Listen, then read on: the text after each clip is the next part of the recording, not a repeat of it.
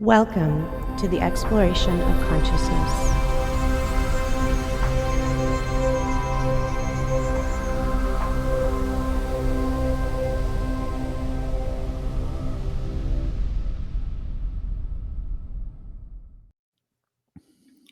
Welcome back to the exploration of consciousness, ladies and gentlemen of the two genders on planet Earth. I am your host, Matt Presti. It is my extreme delight to welcome DW David Whitehead, Truth Warrior, to the podcast. This is something I've been wanting to do for a long time. David, how you doing, buddy? Always good, Matt. Always love talking to you, and congrats on this podcast. I'm hearing good things about it. I'm glad you've started it up again, and it's an honor to be on, brother. Uh, very, very much enjoying it, man, for sure. David, I know my audience, and I'm sure your audience. We really need no introduction because if people don't know who you are by now, who are part of my audience, shame on you guys. I mean, he's just one of the most kick-ass podcasters. And I say kick Well, for a thank you. reason because we're going to be talking about kicks, punches, and other things of that nature, being that this is a warrior discussion broadcast. So I think I'm going to even title it The Warrior's Creed. So, anyways, you can give a short intro if you want, just in case there are a few slackers on here who haven't heard of David Whitehead yet. But if you would. Sure. Yeah. No, I appreciate it. I live in British Columbia, Canada. Born and raised in Canada. Lived all over the country. I'm a father of two beautiful girls. Been married to my soulmate since 2009. We've been together for 21 years now. Feels like yesterday. And I've been on a quest of my own just to figure out who I am, why I'm here, what the hell is this crazy planet we live on, what's going on it, and what's the deeper meaning behind it all? How do you derive meaning out of life? How do you find, the answers to some of the complex questions that I know we all have? And it started for me at a very young age. Grew up in some pretty tumultuous situations, and I think that led me to try to find some kind of source of power or something, some kind of refuge. And I first, started getting into religion and mythology, and I really had a fascination for very ancient, mysterious things right from the beginning. And came into the martial arts when I was about 9 years old. It all kicked off when at a local event in my small town, Yorkton, Saskatchewan at the time.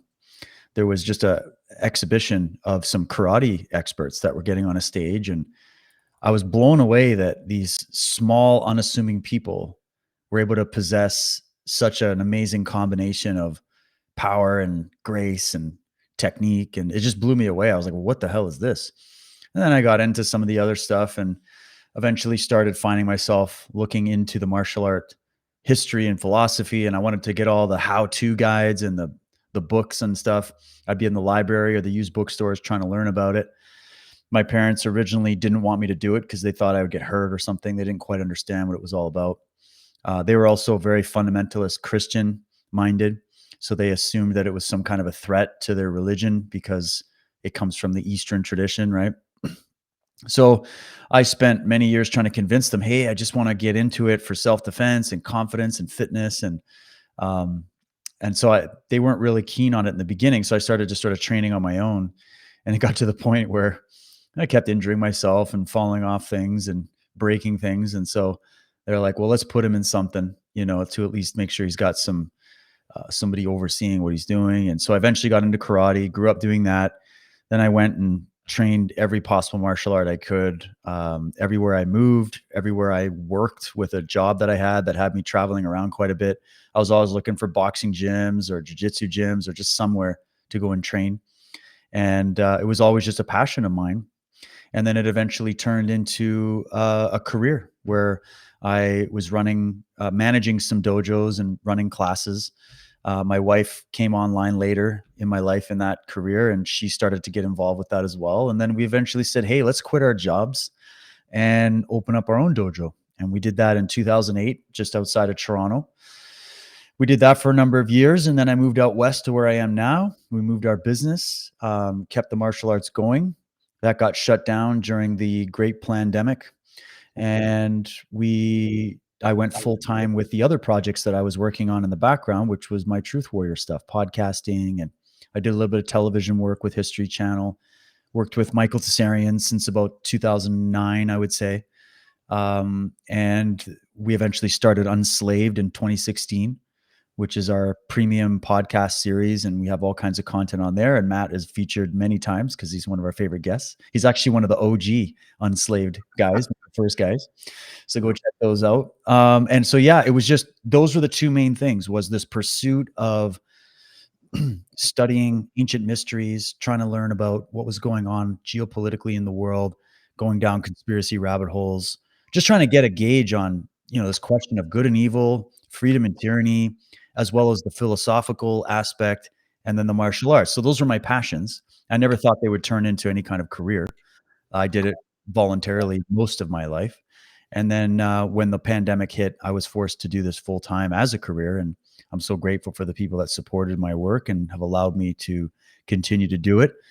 And so that's what I'm doing now. And I'm happy to announce that about almost 4 months ago now, I was finally able to reopen my martial arts school and started working with people again. And I'm trying to resurrect people, trying to resurrect their mind, their soul, their body after everything we all went through.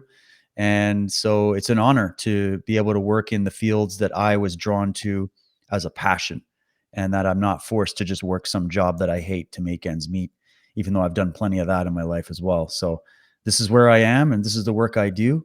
I do it from my heart, and I'm just trying to give the best I've got to try to pay it forward, the amazing information and wisdom that greater minds than me gave to me and saved me with, from going down some really dark paths in my life. And I just want to keep trying to inspire people and share what I've been taught. And that's what I do now.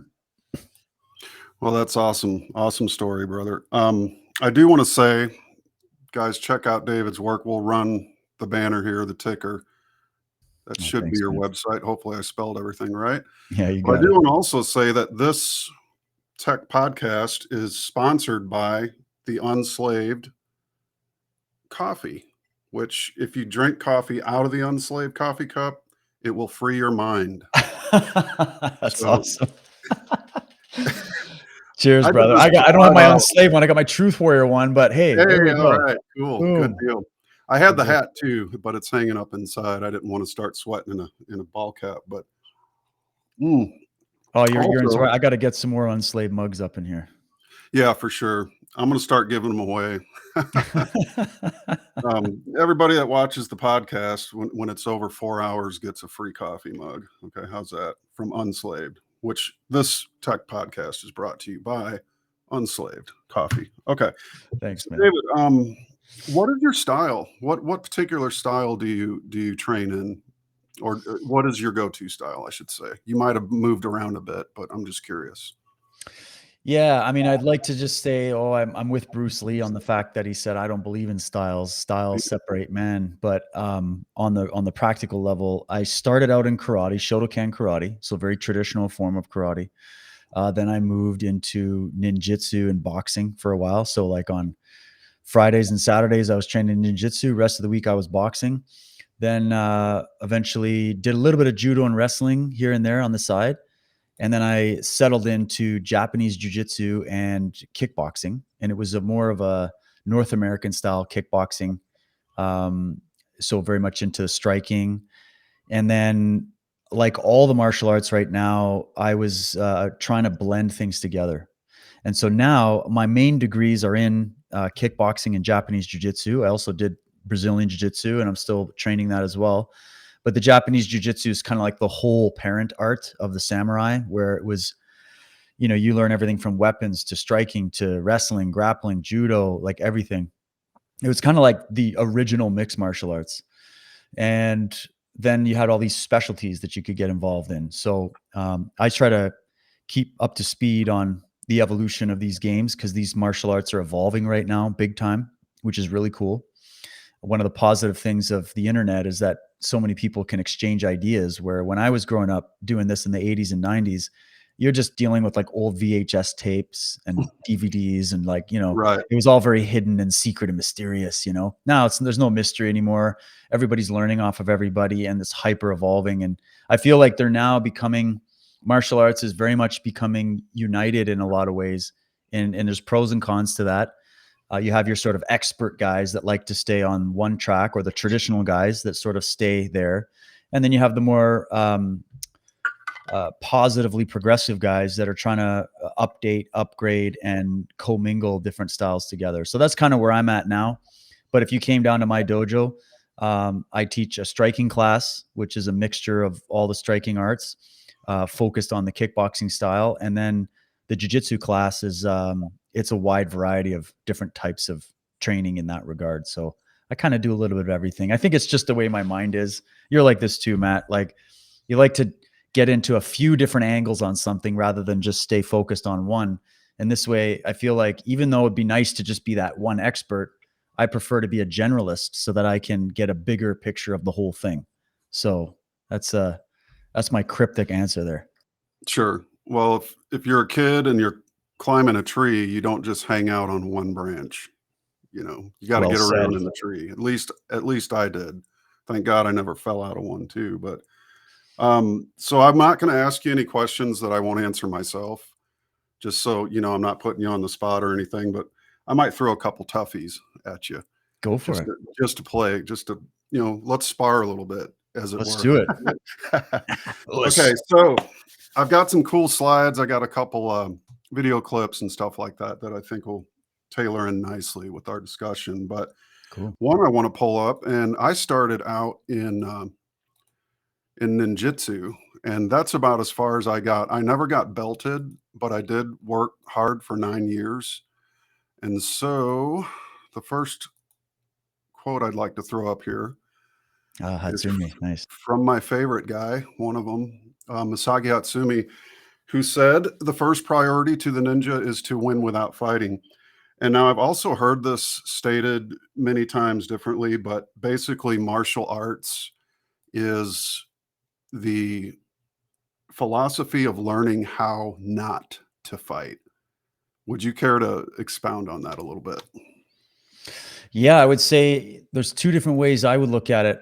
Philosophically, yes, because overall, if you think about what you're trying to achieve in martial art training, is every move is designed to try to stop the fight as efficiently and if you're into more of a humanitarian mindset, as benevolently as possible, right? Where you don't have to absolutely destroy somebody. So philosophically, that is the highest goal. I mean, Sun Tzu said the same thing. The highest form of strategy is to win without having to engage in the fight. And then on the practical side of it, you're learning every nook and cranny of fighting. But fighting in the sense of the application of techniques to become victorious if somebody attacks you, right? So you're trying to win the fight and you're trying to end the fight and stop the fight. And so if you can do things preemptively to stop the fight from even happening, that's the highest skill. That's what I try to teach my students, especially the young ones. But I always say this: we never start fights, but we damn well finish them, and we finish them well. And Right. so I guess I'm a bit of a practicalist on one side, and then I'm also a philosopher. So I love it. Yep. Was it the Spartan warrior creed? He who sweats more in training bleeds less in war. There Right. you go. So There you go. And I also think, Matt, I don't know what you think about this, but I think, and I've spoken to many guys that have done martial arts their whole lives. I think there's an energetic component to this where when you're prepared for battle, when you're trained, when you do that training, it brings a level of confidence to you that the average person just will never understand or never even get close to. And we're not talking arrogance here. We're not talking narcissism. The best martial artists I've ever met are the most unassuming people. They're the most peaceful people.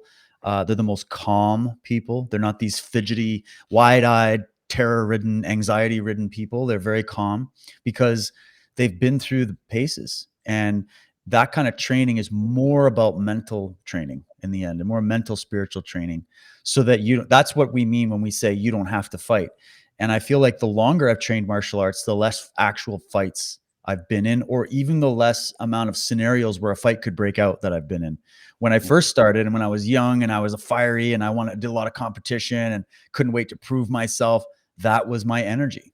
And others around me responded to it, and we were in fights all the time. But then as I matured and became more confident in myself, and I went, hey, I don't need to just like get in these scraps with these nobodies in the street. I can go and have a chess match, an advanced chess match with a high level martial artist that's going to care about me. We're going to be brothers in the end. We're going to take care of each other, but we're going to push each other. I would rather do that. So it's a more spiritually led experience than just getting into these violent confrontations just for what, your ego, just to be the man, you know? So that got pounded out of me early. And so I feel like the longer you actually, it's such a weird thing. And I try to get parents to understand this when they're concerned about their kids training, because they're like, well, if you're teaching my kid how to choke someone out or knock someone out, like they're going to go out and do that to people. And it's so funny because I've never had a single parent come to me and say, ever since my kids started training with you, they're getting into more fights at school or they're out there, you know, hurting people. I see the opposite. So it's almost like there needs to be a venting process, an expressive process of combat in order to bring about a mentality of peace in somebody's mind. It's a weird conundrum, but what do you think about that concept that the training itself creates a sort of almost like an energy field that when you're putting it out there, you aren't the target anymore because you have the confidence, but you're also not walking around with a chip on your shoulder where guys are targeting you, and you actually get in less fights the more you train fighting. It's kind of a weird thing. Mhm. Well, from personal experience, I'll say there was this kid in 7th and 8th grade, and for 6 months, I finally got into ninjutsu. A friend of mine and I at 13, and we were self-studying. We ordered all the Stephen K. Hayes books, and you know, Oh he's yeah. he's the first Westerner to graduate with the title of Shidoshi from Masaki Hatsumi's 34th generation Togakuri Ryu style. And so I was getting punched every day at lunchtime, you know, stomach blows, knocking the wind out of me, mostly in the arms, right? Come on, Presti, fight back, you pussy. Come on, fight back. And I was an introvert as a kid, so it was really difficult, you know, for me to even. And my dad, you know, come from a family of 7. I was the 6th kid. I had 5 brothers and 1 sister, but my sister had already moved out, and my little brother was too young, and my 4 older brothers were already gone. And my dad really wasn't someone who was into the martial arts or anything like that. So I had to learn on my own. But having 6 months in the dojo, which we converted my buddy's garage into a dojo and bought all these nunchucks and weapons and hung them all over the walls, Chinese stars we were throwing, shooting arrows at each other and dodging stuff, dressing up in black and going on missions and sorties every night.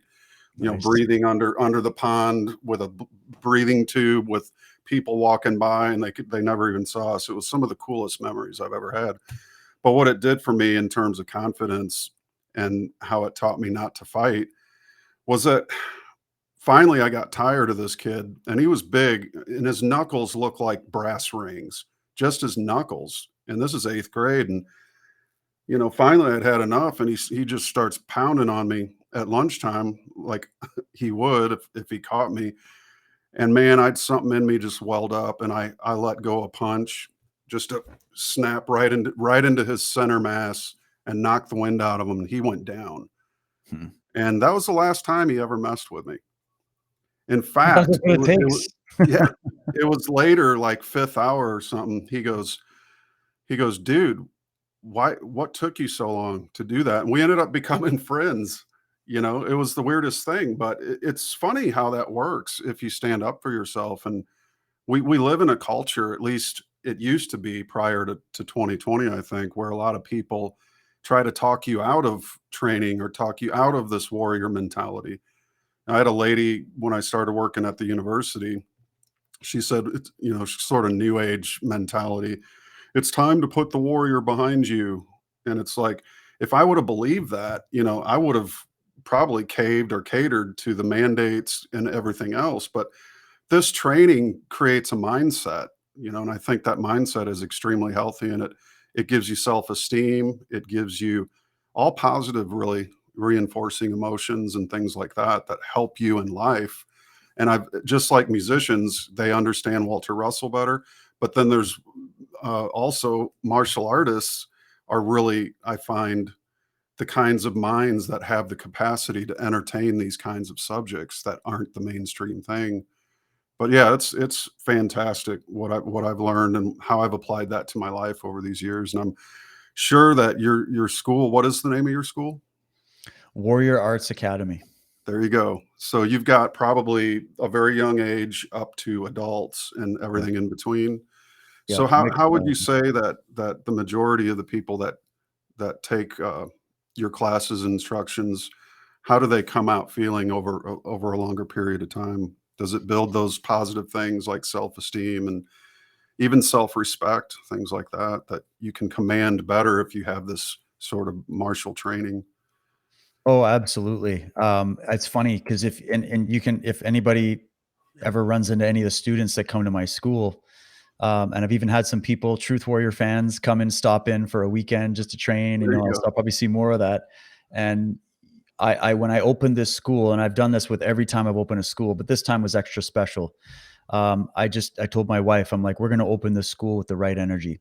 And when you set the tone of this is what we're going to be doing, we're going to be doing very practical training, but it's the spirit of it. It's the way that you teach this class and the type of philosophy that you build into people over time.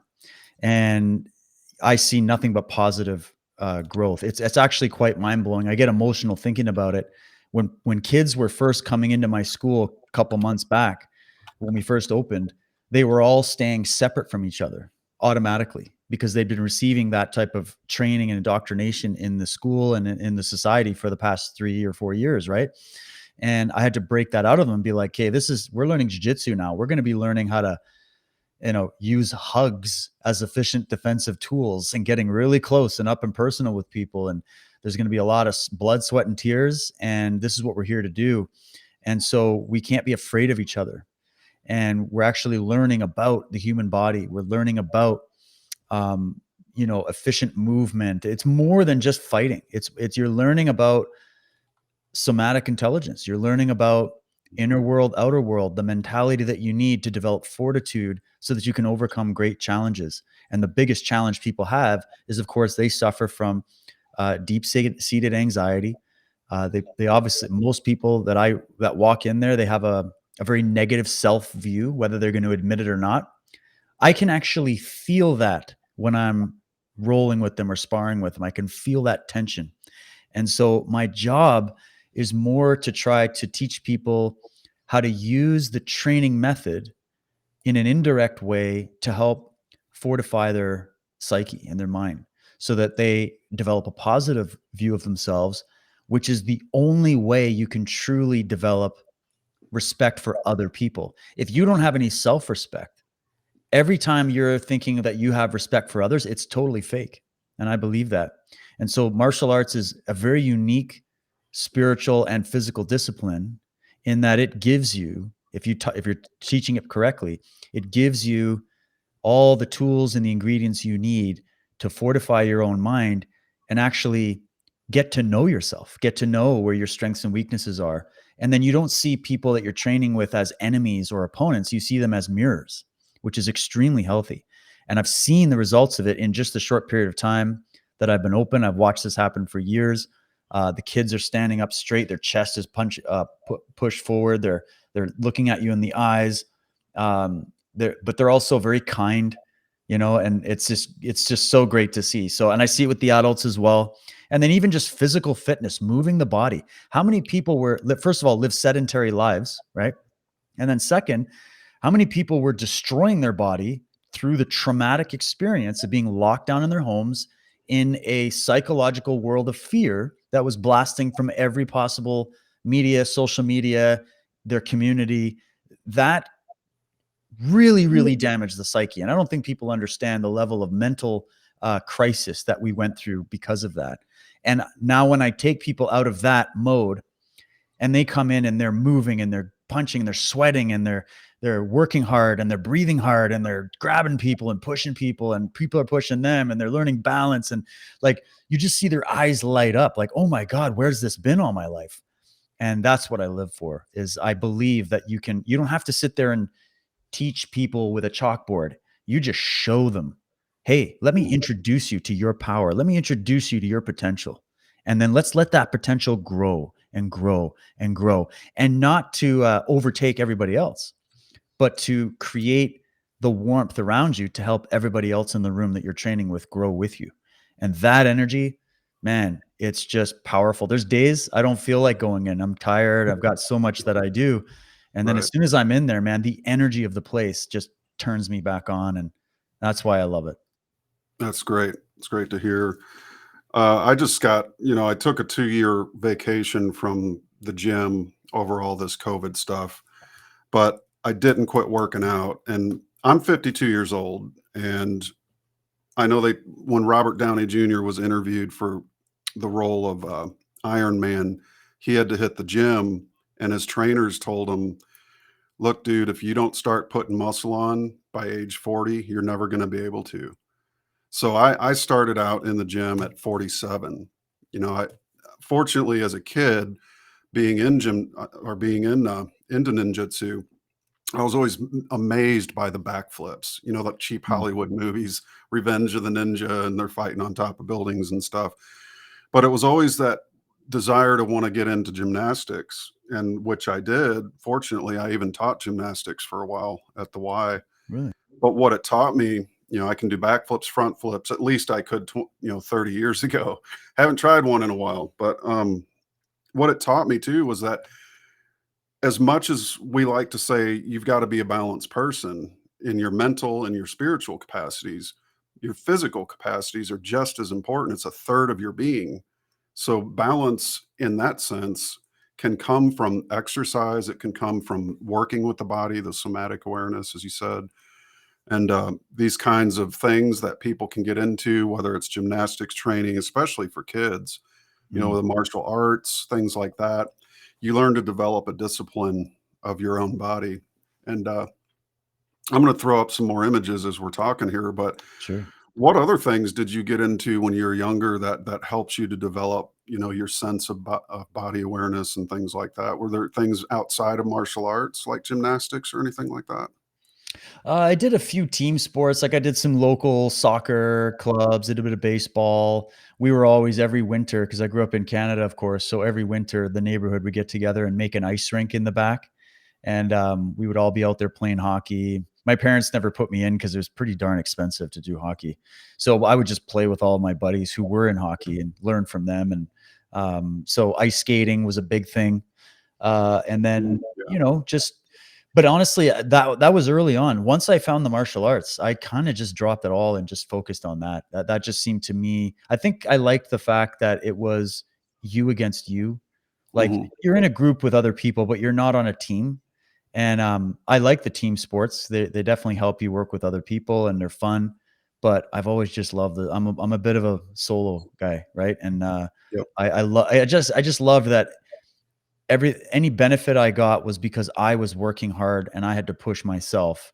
I didn't get to like fall back on passing the ball to somebody else and let them do it. I always had the ball, and it just pushed me. And that's why I focused on it so much, I think. That's great. That's parallels in gymnastics too, because you're Yeah. the one who's out on the, for girls on the balance beam, pommel horse, the rings, the high bar, the floor, whichever it is, you're doing it alone. And so it does have that parallel. But yeah, that's great. Favorite kata? I really liked hand Nidan, just because I liked the feel of the big push pull movements, like your whole body's engaged. It's also pretty simple. Bastadai is a pretty cool kata. And then I liked a lot of the bow katas and the nunchaku katas. Those are pretty cool as well. I love the weapon training, man. That's so fun. Absolutely. So I'm going to throw a little image up here from the Nice. man himself. And what an inspiration this guy was, not just in his martial arts, but in his philosophy. There's so many great quotes I could put up. I grabbed a few, but knowing is not enough, we must apply. Willing is not enough, we must do. And it's just, I can tell you 40 Walter Russell quotes that are synonymous with this one. So great minds really truly do think alike. Well, they were both sages, man. Bruce Lee was a huge motivator for me. I grew up reading him. I read everything possible, even stuff he would write on napkins when he was in some restaurant. Like I got a hold of, and then when the Bruce Lee Foundation, his family released even more of his journals and things years ago, man, I just devoured that stuff. And it's some of the most brilliant stuff. I just loved, he was a great blend of both Eastern and Western thinking. And he was a staunch individualist, which I am also. And we can also get into that down the road to define it for people that still think that it means something it doesn't. But what I loved about Bruce Lee was just, he really centered this on self-actualization and the expression of the human being. He was very much into that. And that just resonated so deeply with me. I also loved that he broke all the rules and he broke all the traditions. And he's like, nah, there's no such thing as belts. There's no such thing as styles. You just be the human being. You're just a bot. Like he made it so simple. And I also think he was one of the first most influential mixed martial artists because he was training Western boxing. He had a background in, I think it was tango or flamingo dancing or something like that, which gave him that crazy footwork. And he just had that flair, you know. He had the charisma. Yeah. So I love that. Everybody's like, oh, he was arrogant. I'm like, no. He was one of those people that he was just a shining light, in my opinion. And I just love his work. Do not mistake confidence for arrogance, Grasshopper. There you go. Right? So many people do. Yep. All right. Well, I'm going to run a clip of Bruce Lee. This is about a 4-minute and some from a lost interview. So bear with us and we'll be back if you need to take a quick break, Dave, or anything. See you on the other end of this. Well, I mean, definitely in the beginning, I had no intention or whatsoever that what I was practicing and what I'm still practicing now would lead to this to begin with. But martial art has a very, very deep meaning as far as my life is concerned because as an actor, as a martial artist, as a human being, all these I have learned from martial art. Maybe for our audience who doesn't know what it means, you might explain exactly what you mean by martial art. Right. Martial art include all the combative arts like karate or karate, judo, Chinese kung fu or Chinese boxing, whatever you call it. All those. You see, like Aikido, Korean, I can go on and on and on. But it's a combative form of fighting. I mean, it's not, some of them became sport, but some of them are still not. I mean, they use, for instance, kicking to the groin, jabbing fingers at the eyes and things like that. No wonder you're successful in the Chinese movies. They're full of this kind of action anyway. They needed a guy like you could... Violence, man. So you didn't have to use a double when you moved into the motion picture world here. You did it all yourself. Right. Can you break 5 or 6 pieces of wood with your hand or your foot? I'll probably break my hand and foot. But tell me a little bit... you set up a school in Hollywood, didn't you, for people like James Garner and Steve McQueen and the others? Yes. Why would they want to learn Chinese martial art? Because of a movie role? Not really. I mean, most of them, you see, to me, at least the way that when I teach it, all type of knowledge ultimately means self-knowledge. Mm-hmm. So therefore, they're coming in to, and ask me to teach them not so much of how to defend themselves or how to do somebody in, rather, they want to learn to express themselves through some movement, be it anger, be it determination, or whatsoever. So in other words, what I'm saying, therefore, is that he is paying me to show him, in combative form, the art of expressing the human body. Which is acting, in a sense, isn't it? Well... Or it would be useful, too, for an actor to have. It might sound too philosophical, but it's acting, or acting, unacting. If you... You've lost me. I have, right? So what I'm saying, actually, you see, it's a combination of both. Here it is the natural instinct, and here is control. You are to combine the two in harmony. Not, if you have one to the extreme, you will be very unscientific. If you have another to the extreme, you become all of a sudden a mechanical man, no longer a human being. So it is a successful combination of both. So therefore, it is not only, so therefore it's not pure naturalness or unnaturalness. The ideal is unnatural naturalness or natural unnaturalness. Yin yang, eh? Right, man, that's it. One of your students, James Coburn, played in a movie called Iron Man Flint, in which he used karate. Is that what he learned from you? He learned it after. Oh, he went yeah. after he played in Iron Man. Right, right. You see, actually, I do not teach, karate because I do not believe in styles anymore. I do not believe that there is such thing as like Chinese way of fighting or the Japanese way of fighting or whatever way of fighting, because unless human beings have 3 arms and 4 legs, we will have a different form of fighting. But basically, we have only 2 hands and 2 feet.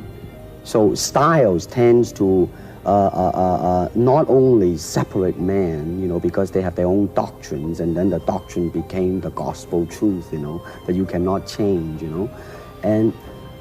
But if you do not have styles, if you just say, well, here I am, as a human being, how can I express myself totally and completely? Now, that way, you won't create a style, because style is a crystallization, that way, it's a process of continuing growth. Yeah, it's great. I probably got that whole interview memorized, man. It's so brilliant, the stuff he Yeah. says. You see the interviewer's like has no idea in the world what he's talking about, but that's what makes that interview special. Is like Bruce Lee's introduction to the American audience as a philosopher, not just an action star. So really, really good stuff. Exactly. The unnatural natural. I That love is, it. again, there's that law of balance right at the heart of it. And brings to mind another quote here. Let's see, let's throw this up. And what's so cool is, again, I could take 40 quotes by Walter Russell or quotes by other poets, philosophers, and here's this synonymous theme, the possession of anything begins in the mind.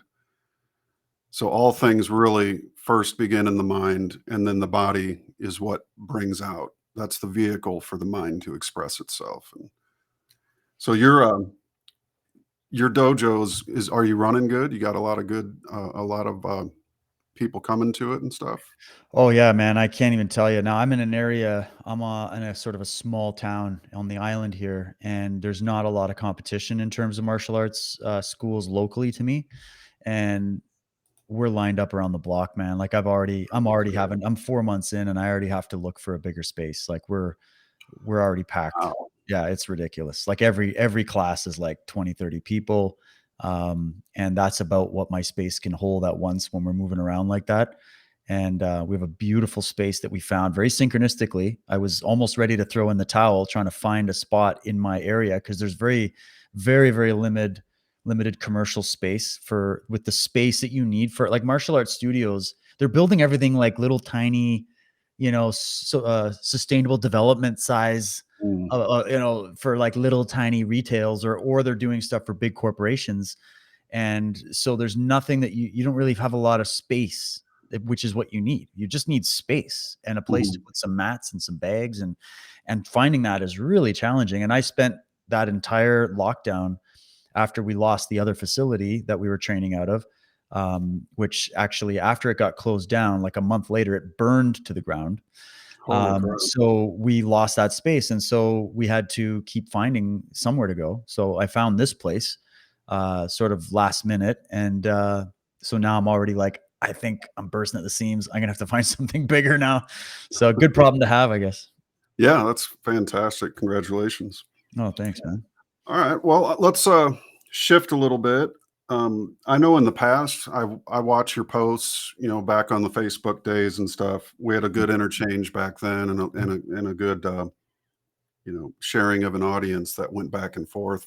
And I think there are a lot of good voices out there talking about courage. And I've heard you say a lot of good things about it. And I would say would you agree that having courage to do something, once you have courage, you don't need to seek it anymore. You actually become courageous in life. And so it's sort of like, the hard work that you do to face anything or to learn in the doing of something, you learn to do something in the doing of it, right? So the more you develop courage as a developmental factor, you actually learn to become courageous, and it's something you possess that you don't any longer have to seek. Sort of like you own it at that point. Would you agree?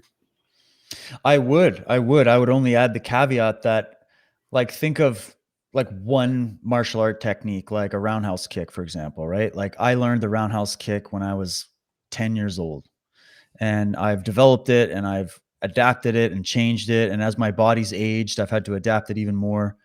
And so you could say, I don't have to go back and do all that work again. And it's like that with courage as well. Once you've been introduced to your courage, which means we're talking, you're not just understanding courage conceptually, or you're not just learning that roundhouse kick conceptually. It's very practical. And I'm very much about making sure that this knowledge isn't just some pie in the sky stuff that we let swim in our head, but that these concepts become very real in your life and very relevant. So what I mean is, when I went to my first tournament, I was absolutely petrified. And I was only like, I don't know, 13 years old. Mhm. And because I was in that awkward stage, I was a bit taller at that age. They put me in with the adults in the adult division. So Oh. not only was I terrified to go compete against kids my own age, I got thrown in with the adults of the room. Right. I'm like sparring people's dads. I'm like, oh my God. So I was extra scared. So I immediately remember the feeling of stepping onto the mat. I was being called up and they called my name. On deck in the red corner, David Whitehead. And as soon as they called my name, I wanted to just run into the back and just hide in the bathroom somewhere, like that was my fight or flight kicked in, because I looked at the dude that I'm supposed to fight and I'm like, are you kidding me? The guy's got a mustache. I got to fight this guy. So I'm sitting there. My karate sensei looked at me and he just had that like Mr. Miyagi look, like, and they do that. And I'm like, you seriously just want me to do this? And he knew I was going to get absolutely destroyed. But he wanted, after he told me, he's like, I wanted you to go up and get destroyed. I'm like, what are you talking about? And I did pretty good. I got a few shots in there, but I got absolutely mauled. And then one guy after another, like the lineup of my division that day was like 20 guys. I'm like, oh, I'm going to get you. But what happened is that second voice came in that said, I need to practice fear. I need to practice being afraid. This is part of my training, right? So I just did. I just threw myself in there. It was such a blur. I don't remember anything, but I remember the feeling after, going, you know what? Yeah, I got kind of licked a bunch of times and it was a bit embarrassing, but it wasn't as bad as I thought it was. And so in that moment, I got introduced to my courage. And then there was many other experiences I had outside of my training that had to introduce me to courage. And so kind of like that analogy of the roundhouse kick, you learn it and then you practice it, and then you practice it for years, and you don't have to go practice those aspects again. But even to this day, Matt, I go in and there's new ways to think about the application of that roundhouse kick and the angles and how it comes off a punch or how the footwork feels into it. And it's like that with courage. There's times where, because I've been in countless experiences of having to face courage, like over and over, and I purposely throw myself into it. So I guess I could say I don't have to go and do that old work anymore. I own courage now. I own that roundhouse kick now.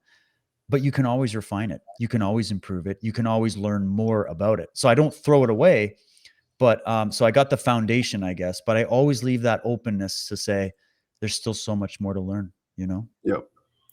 Reminds me of when my mom and dad, when I was little, around 14 or so, they cut a big tree down in the backyard. And with my gymnastics, I set up these logs that were about, just one step away from each other. And they were about 3-foot logettes. And I set up about 12 of them. And I tried walking across the tops of the logs. And they were maybe, no wider than my leg as a kid back then. And the first 20 or 30 times I tried this, the logs would fall out and I'd just land right on the concrete. but I got up and I did it again. But at first, like even jumping off the garage roof when I was a kid, that was terrifying. I sat there for an hour or 2 hours just before I could even get the courage up to jump. I guess what I'm trying to say is that courage is a cumulative thing, Mm. right?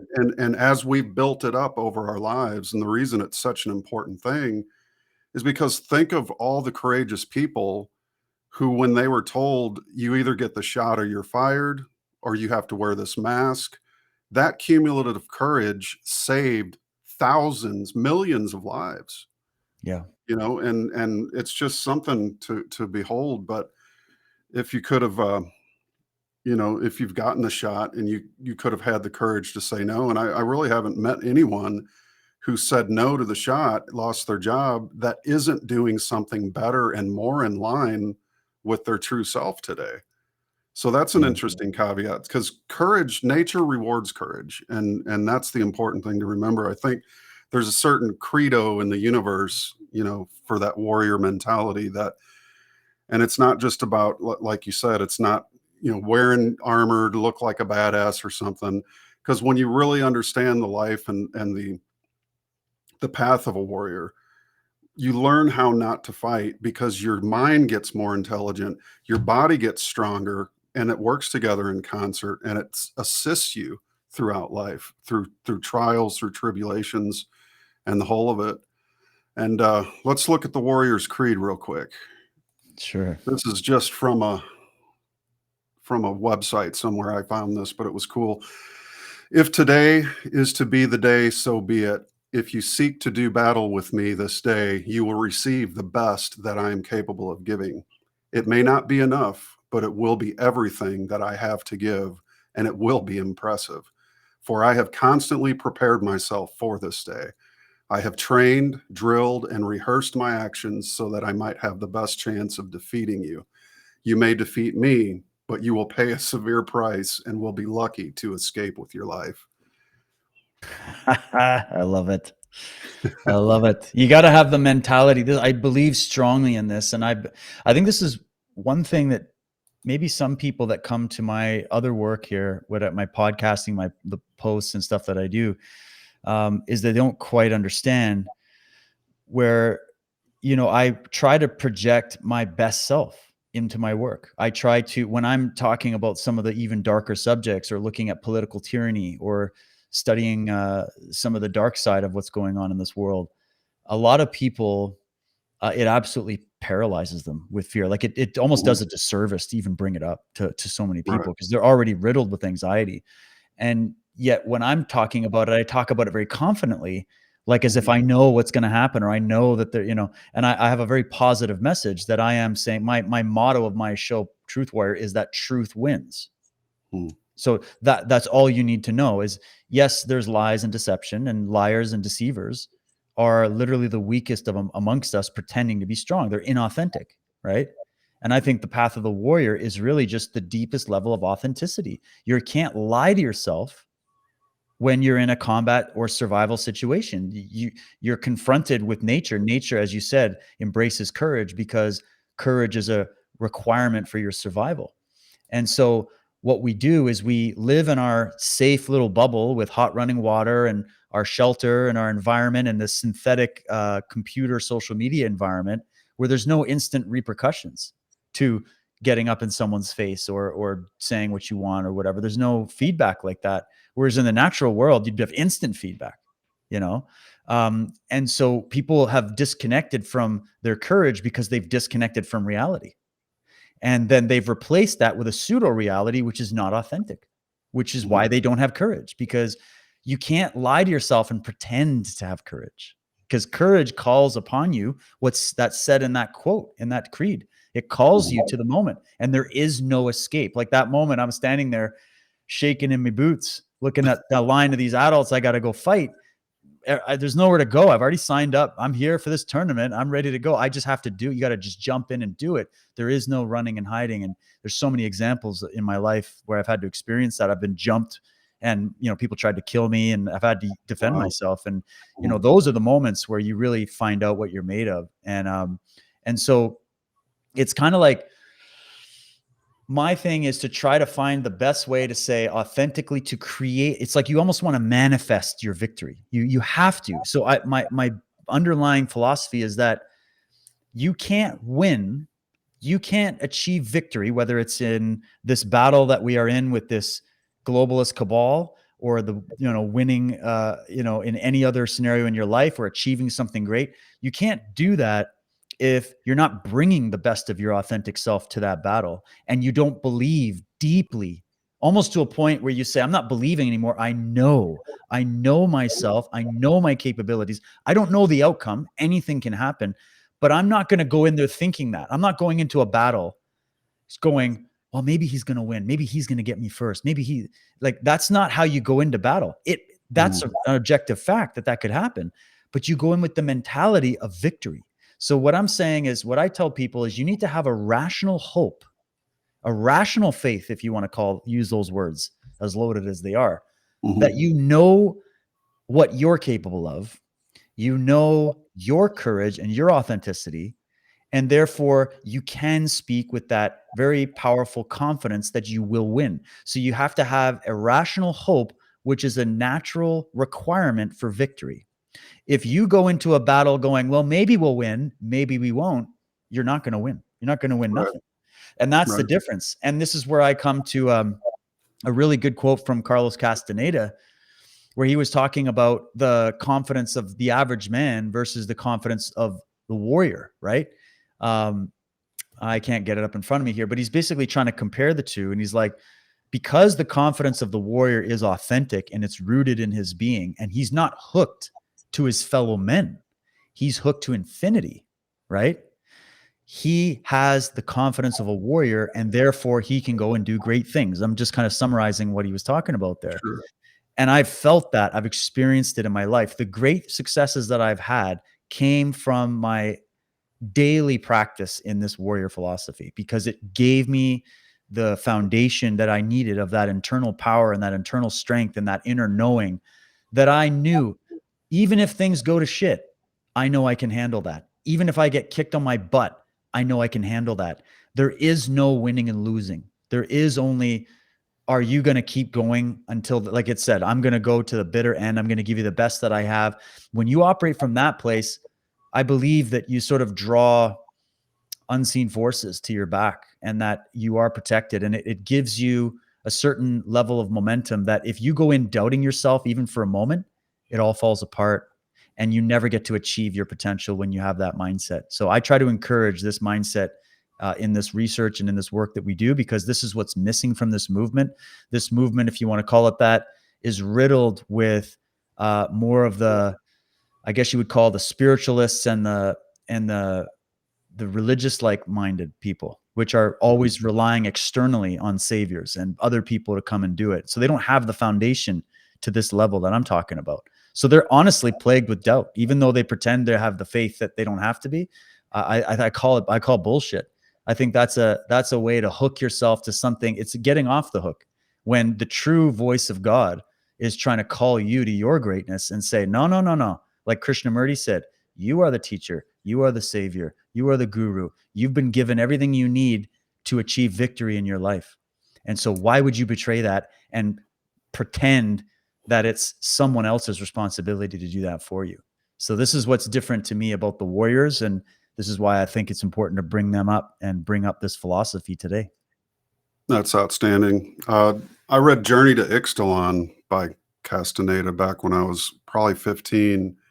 So one of the beautiful things about martial arts is pretty much every good martial art has a philosophy that goes with it. And it's a philosophy of life.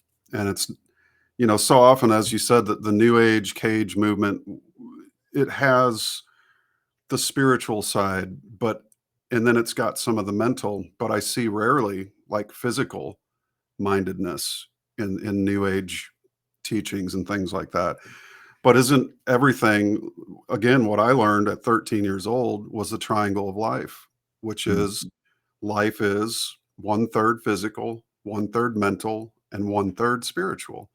And wouldn't it behoove us to try to find balance between those three most important facts about ourselves?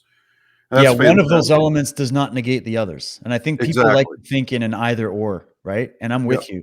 You are all of those things. You are the multidimensional being that they keep talking about, all these dimensions. You have dimensions to yourself, if you want to use that word.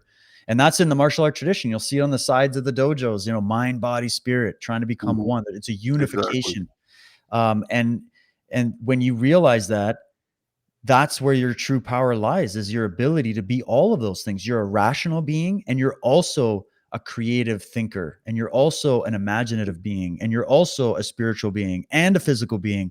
And if you betray any one of those aspects, you'll find that you're off balance. And I can tell you this, I listen to some of these people espouse their philosophy of life, and I can sit back and I can listen and go, yeah, you've never been in a fight in your life, have you?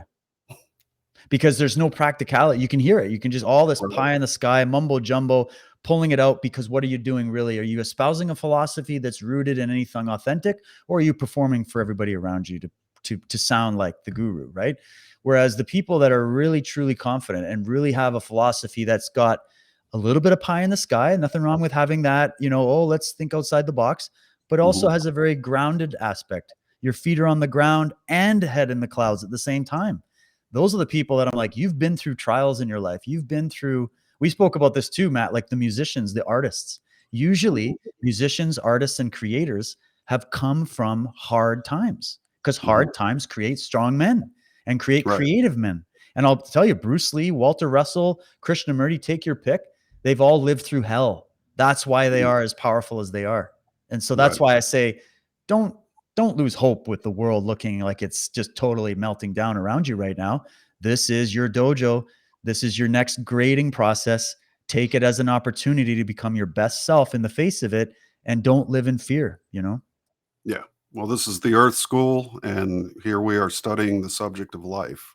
That's right. So, and I love like guys like Russell and others. What's so cool is that a lot of people refer to him as a new age author, but he was so much more. And new age, from his own terminology, meant the electric age, because that was Mm. something new that came around the turn of the 20th century. Man was lighting up his darkness, for the first time in thousands of years, other than torchlight or natural gas or that. But he was also, at 56, he helped bring ice skating to New York City, and he's beating out 20-something-year-olds in skating competitions at 56 years old. Wow. And he was a master horseman. So he very much understood the importance of the body, and how, making great art, for instance, is one of those things that requires mind, body, and spirit to work in harmony together.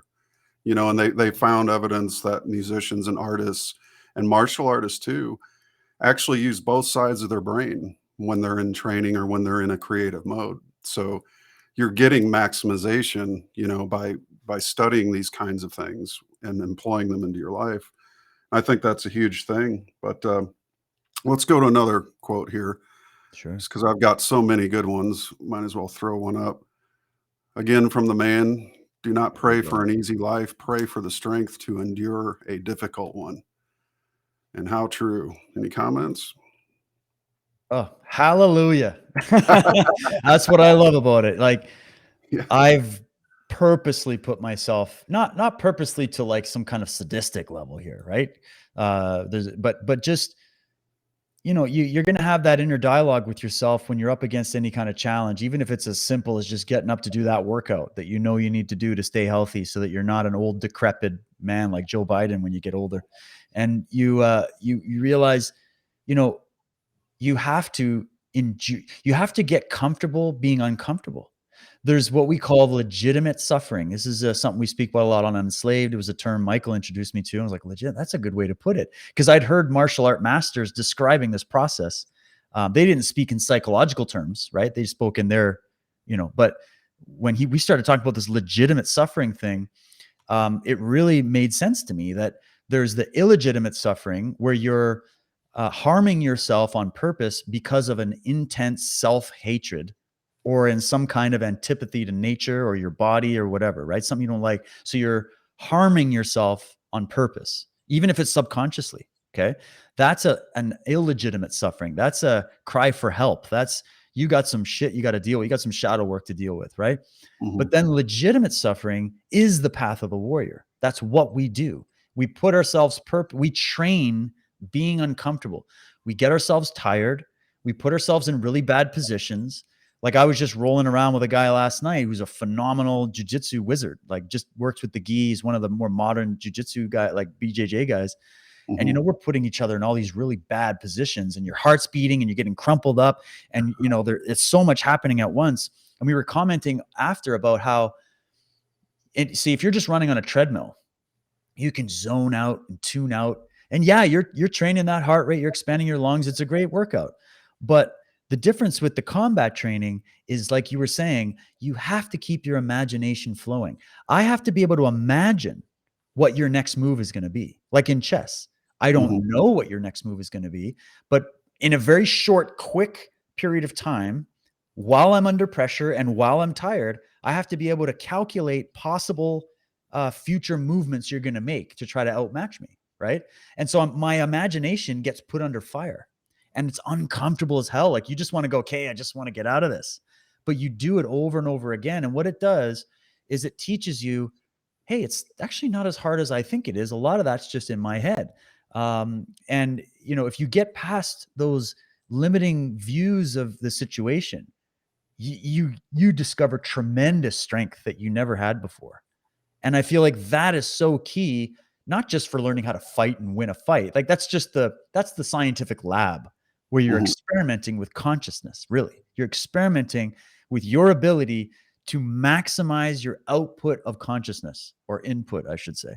And so that's what I love about it. Is I tell the kids all the time, we're doing these burpee push-ups today, or we're doing this gauntlet of kicking the bags or wrestling or whatever, that you're sweating and you just want to quit. We're doing it to move that line a bit with your mental fortitude.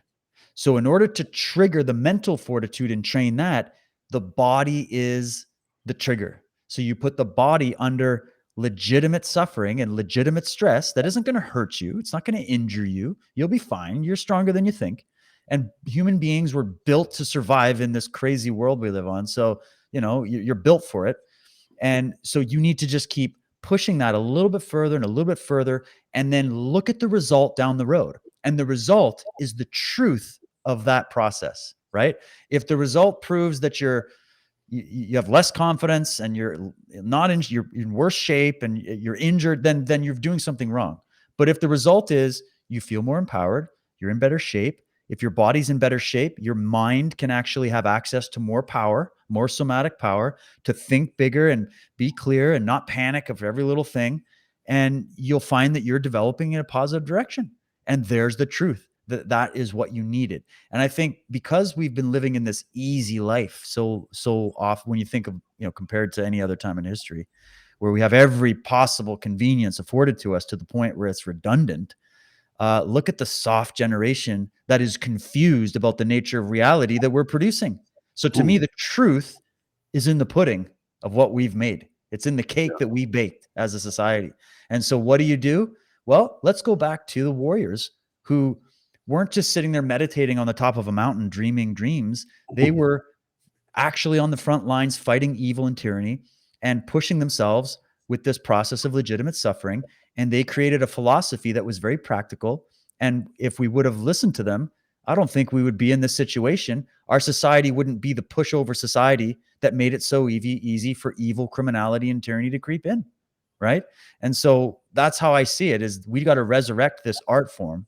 And funny enough, Walter Russell and some of these other thinkers, they might not have ever trained martial arts in a day in their life, but Mhm. yet they sound like, you know, the Gichin Funakashis and the Morihei Yoshibas and the warrior, the Bruce Lees, because Exactly. they understand the concept, you know? Yep.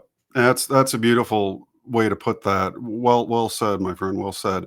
And we are at the hour mark, so I do want to say that thank you to unslaved.com for sponsoring the coffee today. I mean, it will light you up, guys. You got to check out unslaved.com. I'm going to roll a caption here real quick, Dave, and pull up another Thanks. picture. So you guys should definitely support Dave's work and the great Michael Tsarion. Click on or go to unslaved.com, get a coffee mug for sure. because it's going to make your coffee taste thousands of times better than just a regular old coffee cup. I'm going to throw up another picture of one of the greats here. But just what you said, you know, these guys are all saying synonymously the same thing. And even Russell himself said, all mystics speak the same language, only the words vary. So there's a certain mystical element. I don't mean mystical in terms of fantasy or phantasmagoria, but the mystical meaning the mysterious mind itself. And when you begin to peer into these mysteries, you can get and glean higher knowledge, especially by critical self-study.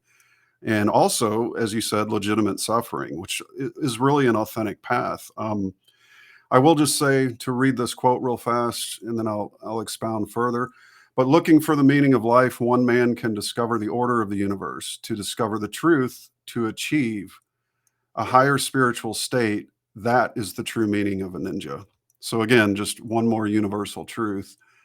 And I was talking earlier about working out, and when the pandemic hit, I had been working out, let's see, 2.5 years and trying to get, you know, just regimented.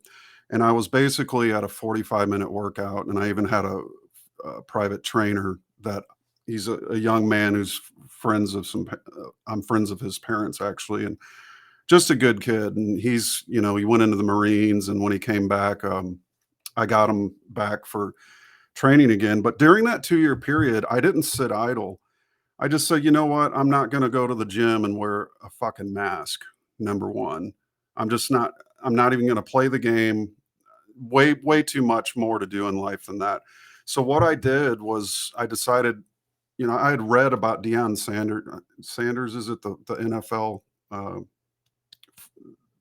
receiver, but he does 500 push-ups every day.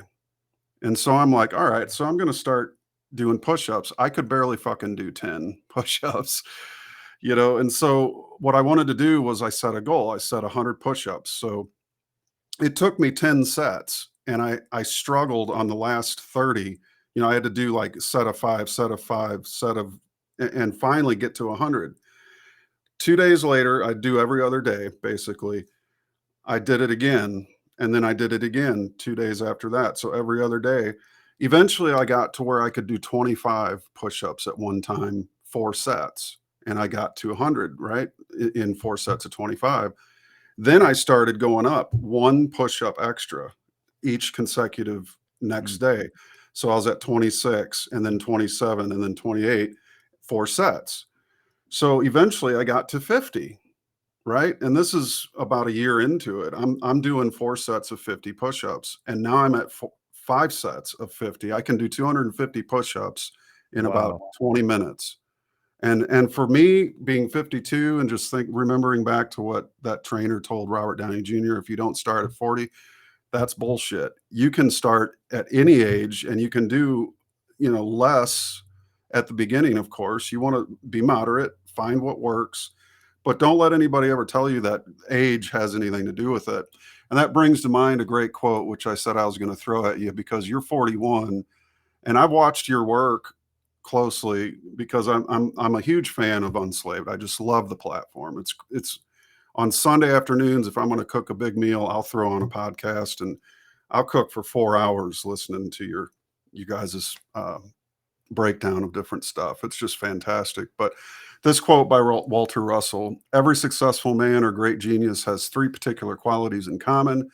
The most conspicuous of these is that they all produce a prodigious amount of work.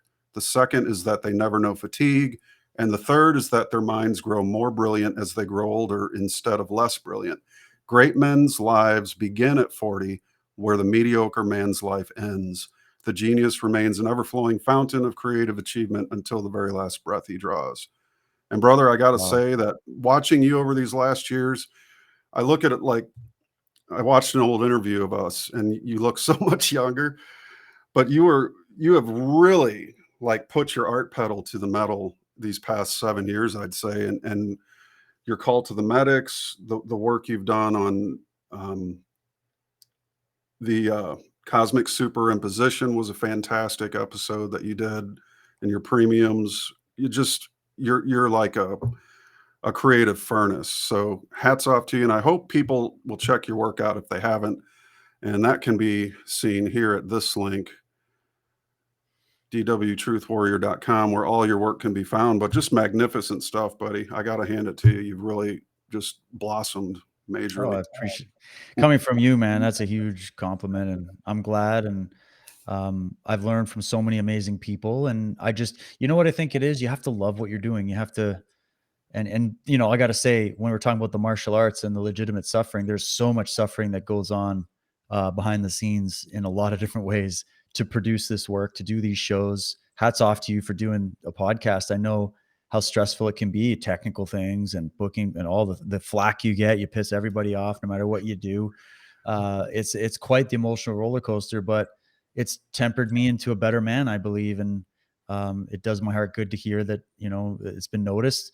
But you just got to work for the sake of it. You got to work for the love of it. You got to love what you do, and then you're going to produce your best work. Don't do it for other people. I used to do things for other people, and now I think I hit that zone. Maybe that's what it is. It takes us till 40 to unhook ourselves more and more from the opinions of everybody else, and to stop performing and to start creating.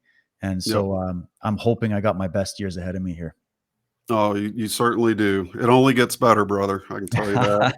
I'm a grandpa of two kids, and a boy and a girl. And when they come to visit, you know, Lori and my children are moved out. So you'll get to the golden years. It just continually gets better, folks. So, and that leads to my next question that I was going to ask you is how do you find inspiration, David Whitehead? How do I find inspiration? My number one inspiration is my family and my home and what we've created here. That's my foundation. I love the family and the life and the home that I've created so much that I swore to myself that I'm, first of all, never going to have to go get a job to support them. I wanted to turn myself into a person that knew, no matter what age I lived in, no matter what changed in the environment or the economy, that I would be able to find a way to do the work I love and support my family and my life. And so that's a motivation. But I think the deeper inspiration is just like I said, it's the love of these subjects. And I get inspired when I see other people doing content. I even get inspiration from the media as they come and they have their attacking points. And I love to say, oh, that's what you're saying. Well, let me go to the great minds, because we know there's no great minds working in the media today. They're mediocre minds, if that. And so I get almost like inspired by the opponent, you know, the antithesis to this, and the debunkers and all that. They inspire me to go, okay, I got to put out good information and good counters and good arguments, you know. But deep down, I just thoroughly love these explorations. I love thinking about these things. I was born with a philosophical mind, and I just love tackling the challenge of it. I love this work. Also motivates me to do more research than I otherwise would do. Like when I'm preparing some of my shows, or I'm preparing some of these premiums I'm working on, and these documentaries and some of these interviews I have to prepare for, it forces me to go and read books that I probably wouldn't sit through. It forces me to really think differently and challenge myself to not just keep repeating the same shit over and over again, and try to find new angles to it. And I'm inspired by the work of people that these are some of the mentors that I have from the past that lived under persecution, imprisonment, incarceration. Some of them were even killed for what they did. And I went, wow, like there's no excuse for me. They inspire me. You know, my mentors inspire me. And then I go out and nature inspires me, and this world inspires me. And when I see the look in these kids' eyes before they are taken over by the public mind and the Borg, and I see the hope, and I see the goodness, and I see the curiosity, and I see the energy, I go, that's what it is to be human. And something happens to us as we grow older. If you don't stay on that and stay true to yourself, you're turned into something you otherwise wouldn't be. And so I look at that, and I'm inspired by the spirit of humanity that is there, that I believe is really just an expression of the great creator of all things. And I look at that I see that glimmer in that kid's eye, and I see the twinkling of the stars, and I see the swaying of the trees, and I see the ocean waves coming in, and I see the good, bad, and the ugly. And I just go, I'm here to live this life, man. No matter what's going on in this world, I came here to experience this and study it and document it and talk about it and create about it and just manifest it in some way, in a way that maybe has never been done before. And when you first start out, you sort of mimic you mimic the people you look up to, and you almost fake it till you make it in the beginning a little bit. And then Nothing wrong with on that the either. path, yeah. And I look back and I look back and I go, okay, I've grown more into my own mind, my own thinking now. And I'm on my own, and I like that. And I guess that inspires me. It's okay, now what's the next chapter? So I Right. guess seeing life as an adventure, seeing the work as an adventure, my family, my kids, everything together, everything's an inspiration. Fantastic. And that leads us, great answer. I really appreciate how you said the news of today actually inspires you. Oh, hell yeah. And I don't know if it's just my California friends, but some folks just don't see the point in looking at news. But for me, back in 2002, when I started really researching and, came out of the 9/11 stupor, and I promised myself I will never, ever let another mind control operation take my ability to see the bigger picture away from me because of my fear, and I've kept well to that promise. But back in that time, I was always threatening to write an album to my family. I'm going to have an album eventually, and I could just never get it together.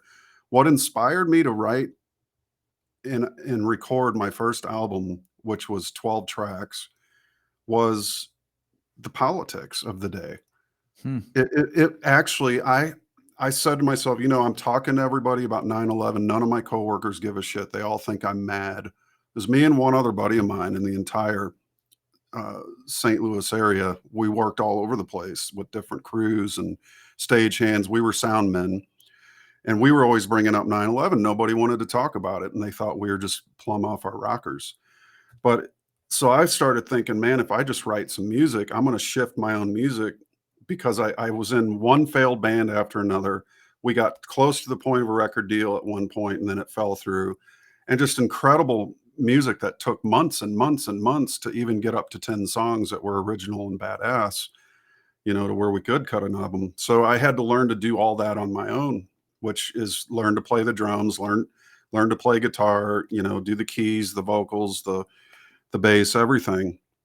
But I started shifting because I was inspired, not out of fear, but out of the need that I had to do something in order to try to. So I wrote a plethora of music that dealt with conspiracy in the lyrics, but it was as much a needed thing for me to do for myself before it was even had occurred to do it for someone else, and that, when I look back now, I felt like then I was doing it to try to bring people to awareness of certain topics and things.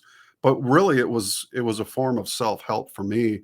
And I think that's what a lot of people in this truther movement, they frown on the fact that some people like to look at the news and pay attention to it.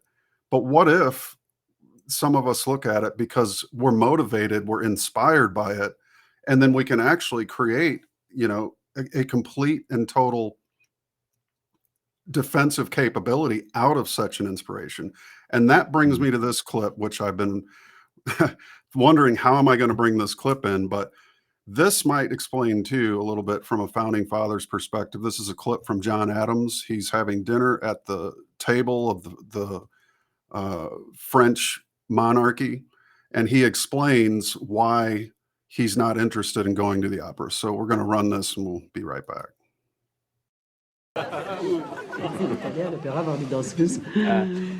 Madame, I just wishes to inquire if you have had occasion to attend the opera and les danseuses.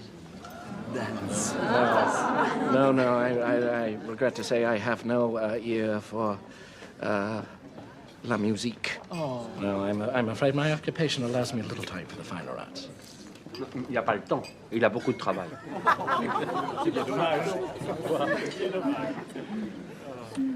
No, I must study politics and war, you see, so that my sons will have the liberty to study mathematics and philosophy. My sons must study navigation, commerce, and agriculture, so that their children will have the right to study painting and poetry and music. Je dois étudier la politique et la guerre, et alors mes fils auront le droit, la liberté un jour d'apprendre les mathématiques et la philosophie. Mes fils doivent apprendre l'agriculture et la navigation, et alors un jour ils auront le droit d'apprendre la poésie, la peinture et la musique. C'est très organisé. Très ennuyeux. Bravo, Mr. Adams.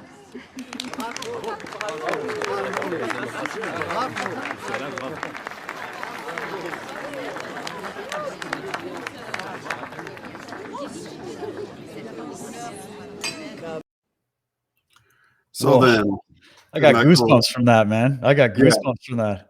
so why do we study politics as fathers and as warriors? Because we want our children to be able to study mathematics and commerce so that our grandchildren can study the finer arts like poetry, painting, philosophy, and music. You just got to love that, you know. Oh, There's true. an old saying, just because you don't pay attention to politics doesn't mean politics won't pay attention to you. And so from a warrior perspective, I think it's a responsibility to stay on top of current events, not necessarily be consumed by it and Right. look at it all day, every day for hours and hours, but gather information. You build a defensive capability, you have a backup plan, and you're prepared. You know, it's the old Lao Tzu or the Sun Tzu saying, "He who knows his enemy and himself well, you know, will not succumb to defeat." Absolutely. And to the people that would say, "Oh, why are you looking at news and all that?" That's just to me an excuse mechanism for their own anxiety of it. Like it makes them anxious, so people run away from their fear. And I get that, and that's why I believe not everybody's meant to be a warrior. Not everybody's meant to do that. There's only a certain there's certain people in this world, and this goes for history right up to our present moment. It's always a small few, a small fringe minority that takes up the gauntlet of defending freedom, humanity, and prosperity. And then the rest of humanity gets to enjoy the benefits of those few that fought tyranny and evil and empire expansion directly, you know. And so that's why I say if you're in the company of the few, the proud and the brave, then you know you're a rarity, but you're like the white blood cells on the planet. And there's certain Exactly. people built for it, and I feel it in my being that this is what I am. This is what I'm supposed to be doing. I'm not here to avoid what's going on. I'm here to experience what's happening right now. All the things going on, all the political stuff, all the stuff with these pandemics and the social. I'm here to study it, and I'm here to talk about it, and then use these modern events that are happening right in front of our eyes as opportunities to introduce people to philosophy, to introduce people to something greater, and hopefully introduce them to themselves, because we are using the outside world as a mirror, don't forget. And the shadow of the world is a good example of understanding your own inner shadow. This was very strong in Tolkien's work, who's another just mastermind about this, where you don't study evil to become obsessed with studying evil. You study evil to understand the good. You study evil to know how it operates so that it doesn't take over your life or the life of your nation or this world. And Right. if you're not going to stand up against tyranny, who is? Like, look at all the stuff going on with crimes against children, for example, or pick Sure. your issue. Mhm. The only reason that this is one of the most fastest growing industries on the planet right now, which is specifically, the underground human trafficking, sex slavery, all that horrible stuff that nobody wants to talk about. The only reason it has flourished and it's happening right under our feet to the level that it is, and I don't think people know what level we're talking about, is because good men do nothing. And why do good men do nothing? Because they're like those Frenchmen sitting in that table who don't want to look at it. And there's only a Right. couple John Adams out there that are going, you know what? I'm going to spend my time, because of the nature of the war that we're in right now, because we are at war on a deep level. I'm going to spend my time studying war and politics so that we can get to the place where that isn't our focus anymore.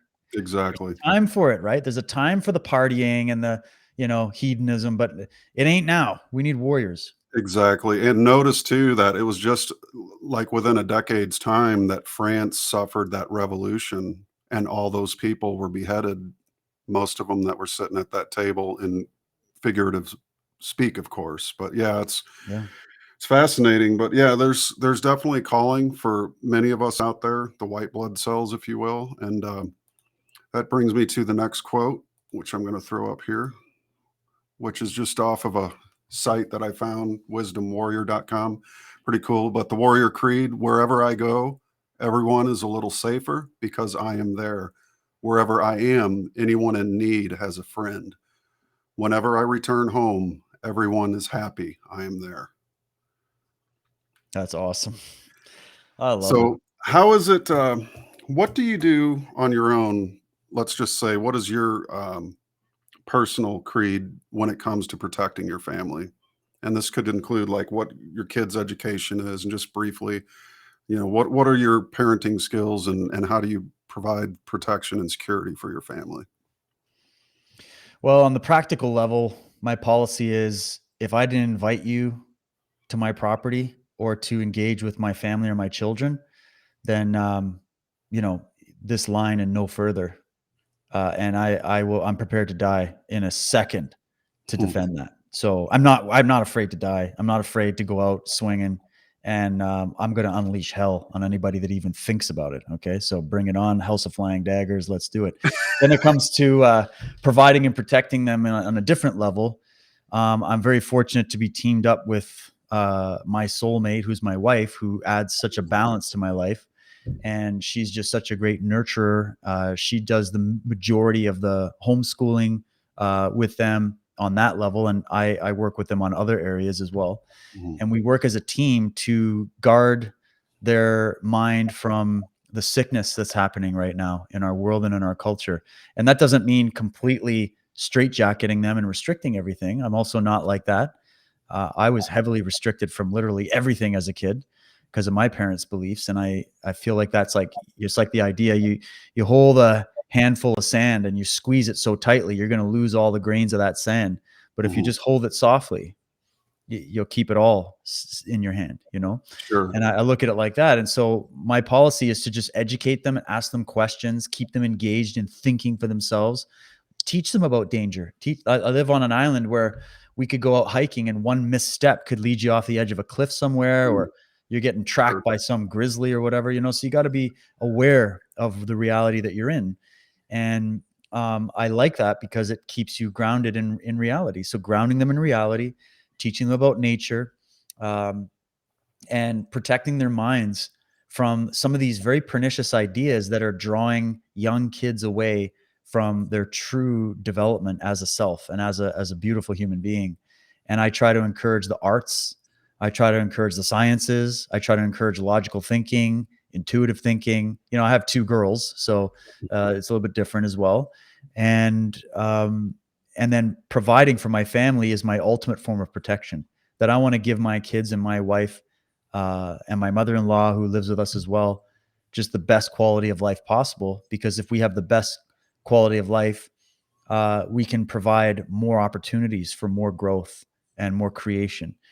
So those are all very important things. And I take that responsibility as a man very seriously, that it's not just something that I have to do and it's this big, job. It's a duty and an honor to be in the role of caring for others, being the provider and the protector, and bringing that energy into the room so that my kids, when they have a nightmare, they come to dad. They come to dad right away. When they feel afraid, they come to me because they just feel that that's where I'm safe.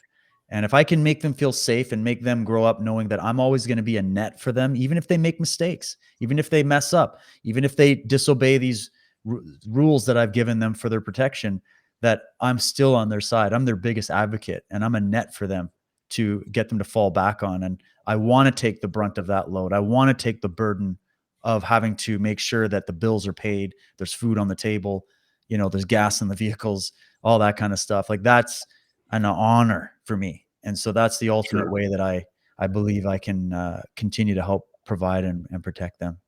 That's fantastic. I asked my mom once, I said, she's 87 years old too, bless her heart. I said, what's the most important thing for a man to provide to a woman? And she said 3 things, son: love, faithfulness, and security. And that just translated beautifully. And I've got twins myself. They're both 25, fraternal, boy and a girl. Wow. 25 years old. And it shows you how old I'm getting, but I can do 3 reps of 2 plates on each side on the bench. So, Grandpa, 6 years ago, my son, we're sitting in the garage drinking beer, at a family gathering. And I go, son, one of these days you'll be able to kick my ass in the yard. He goes, well, it won't be too hard with those man tits you got. And I just went, you little bastard. So that was why I started going to the gym. But today, buddy, I'll tell you what, I'm building plates right here on the chest. So anybody can do it. Anybody can make man boobs go away. You just got to hit the gym enough. But I just did my chest today. So every other day I'm in there, and I love it. Sometimes I don't want to go, but when I get there, like you said, it's like all that shit goes away and you're right into it. So and who wants to grow up looking like Bill Gates? I mean, let's be honest. Thankfully, I've reversed course. So really good there. I'm doing good. And I was going to ask you in particular, what was the other thing I was going to mention? Oh, and in dealing with trolls, I've watched you, and some of your comments are so awesome. It's like ballet, but it's like martial arts version of ballet, where you gracefully do a roundhouse to a troll in just a short reply or comment. But I'm sure you've dealt with a lot of trolls, having been banned off multiple platforms too. So dealing with trolls, hard times, what is your mindset? What gets you through those situations? Part of it's just my own personal entertainment. Usually I would just, ignore. I ignore a lot, but there's days where I'm down for it, man. I'm ready to go. I want a sparring match. Bring it on. You're going to come and challenge my work on my own page. Then you might as well come and take a shit in my yard. And so I have 2 choices. I'm either going to ban you or I'm going to spar with you.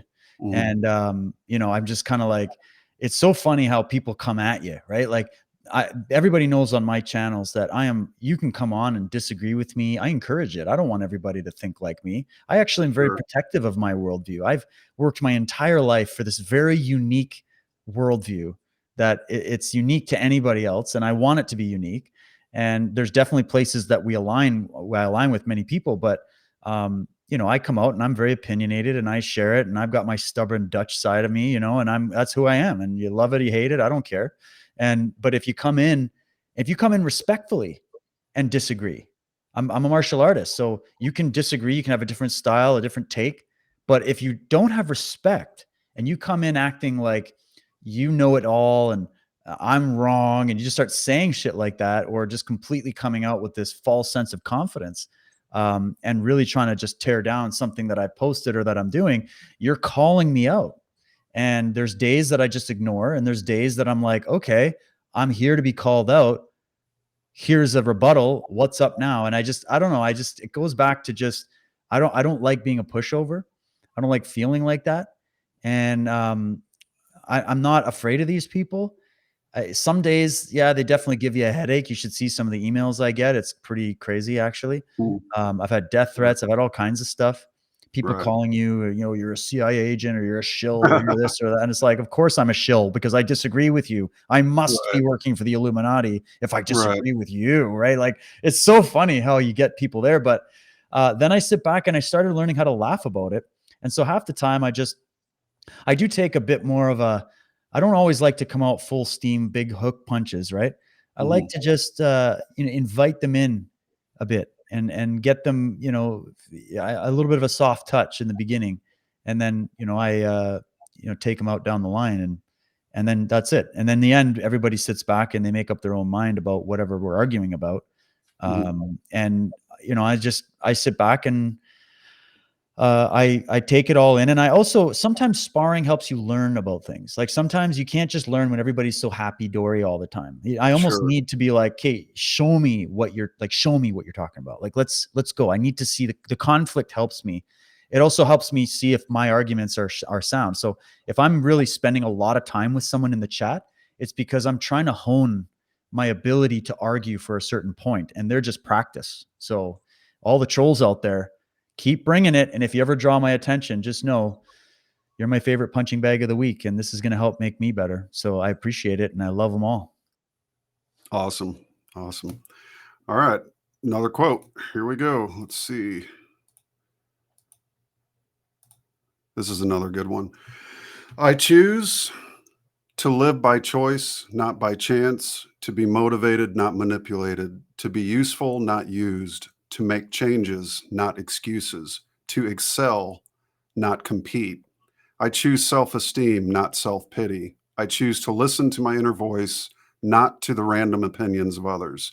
I choose to do the things that you won't, so I can continue to do the things you can't. That's sick, man. That's so Isn't good. that fantastic? All from a warrior perspective, folks. Totally. So, yep. And what you said, not everyone can be a warrior, but you can still read these incredible accounts from the warrior mindset. And if you don't think that artists are also warriors in a sense, then I invite you to take a look at this quote, which is from the great Walter Russell and our own Bruce Lee. So undefeated minds think alike. As Russell said, this is, again, here's pure synonymity, right? Defeat is something one has to accept. If you do not accept it, you cannot be defeated. And then Bruce Lee, defeat is a state of mind. No one is ever defeated until defeat has been accepted as reality. That's it. Seeing them I've never seen them side by side like that. That's so cool because it's the same. And these men recognize that wisdom. That is a truth that when you recognize it, man, you're so freed from the illusions of all the people around you. You're so freed. We talk about being free from tyrants, right? This is a huge, I want freedom, right? Mandate freedom. Yeah. What kind of freedom? Because, really the freedom we should be striving for is freedom from the people around us. And that doesn't mean you go live in the woods and become this just hermit. It means freedom from the fear of what other people think. The irrational fear of sitting there every time you speak, you're worried about what other people are going to think about what you're saying. Then you can't speak freely, can you? You are a slave to other people. And that's why I say, no, go the other way. Be authentic, be yourself. Don't be a dick on purpose. Like, don't go out of your way to do that. Because why are you doing that then? Just be organic, be authentic, and let people disagree with you. And I know people will say, yeah, but now my whole family and my friends, and I'm like isolated. Then you have to go find other relationships with people that are more open-minded and accepting of who you are. And sadly, that's not always your family and your original friends. I've had that experience as well, where you've had to lose people close to you because they jumped into the matrix thinking, and you're sitting there trying to think outside the box. They saw it as a challenge, and it's usually them that breaks it off. And you just go, okay, that's your freedom to do that. And it doesn't bother me. It's not going to change my trajectory because I'm operating from the internal place that I'm here to forge myself regardless of what other people think of me. Like, that's not why I'm here. Like if I want respect, and I do believe that humans do need respect. We do have a social side. Okay. We shouldn't completely alienate ourselves. You can become very jaded and nihilistic when you do that. But, you can't risk, the other extreme is to not be authentic. Right. So you try to find that balance where, be diplomatic about it, but at the same time, man, take no prisoners and speak the truth when your voice shakes. Who cares? There you go.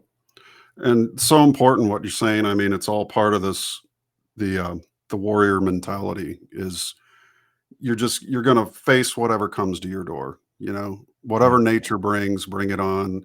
And you don't back down. You work so hard to develop a character, but this character can face any situations. And I've lost friends over the, past few decades because, well, for one thing, when I lived in the city before I moved out to the country, I looked around at my circle of friends and my still small voice said, maybe it's time to get some new friends,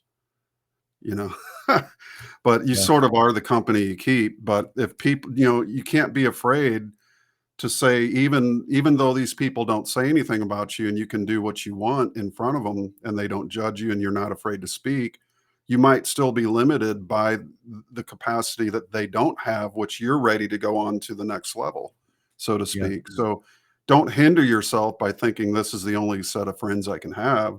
There's more people out there. But the cool thing about meeting new folks is, and just saying in some instances, maybe it's time to put my friends to the side and just be selfish, and I'm going to start reading and absorbing, in the quietude of my own living room without all this distraction. And you'll find that these things you learn after, 5 or 6 books, this is how the universe works, at least in my experience. I'll walk into a store and here's somebody I've never known before. And they say something that I just read 2 weeks ago. And I'm like, so the author so-and-so? And they're like, yeah. And the next thing you know, you hit it off and you got a new friend. Yeah. That's kind of how the universe works. But, for 2 guys that studied ninjutsu, and you did earlier in your life, right? Yeah, I did. I was under, it was actually a cop that would teach it just out of some church basement, but he was part of the I can't remember which one of the 9 dojos, because there was like the 9 Bujinkan dojos, like the originals. I'm trying to remember which one it was, but it was under the lineage of Matsumi. So yeah, Togakuriru style. there you go, one of those. Yeah.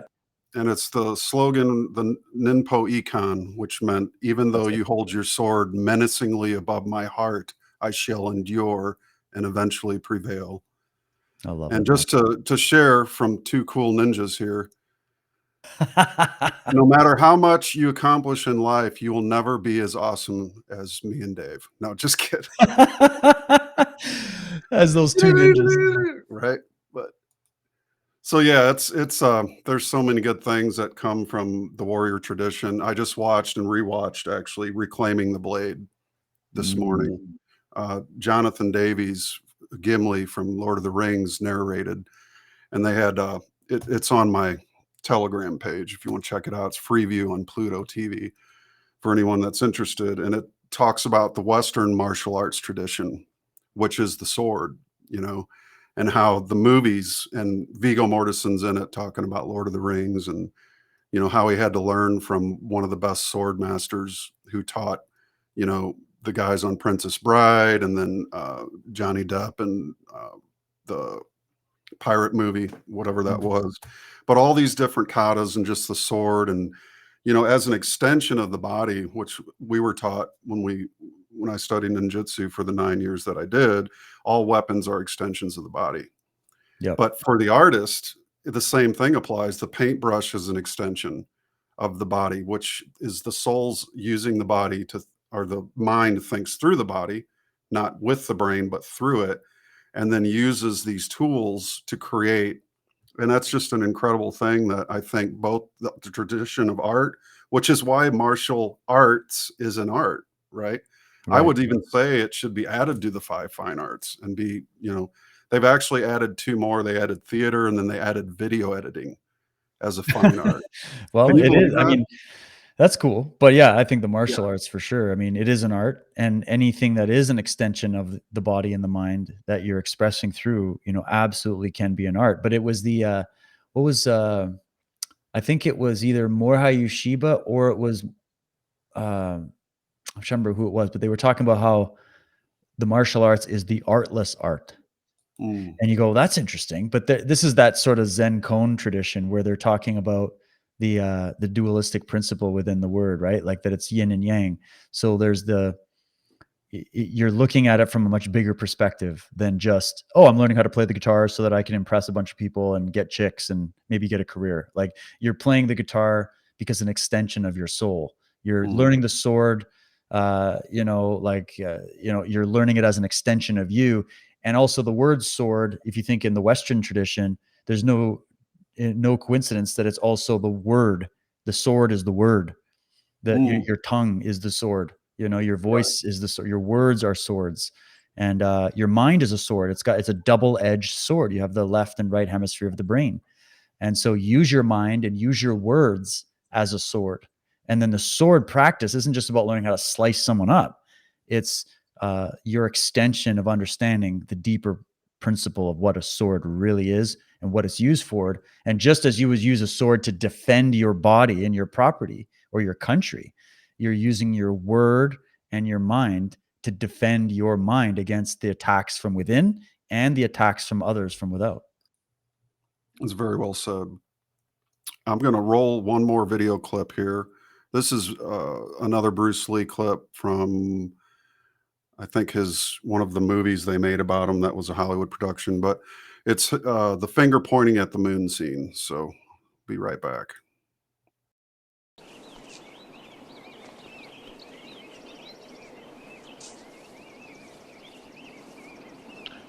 Kick me. Kick me.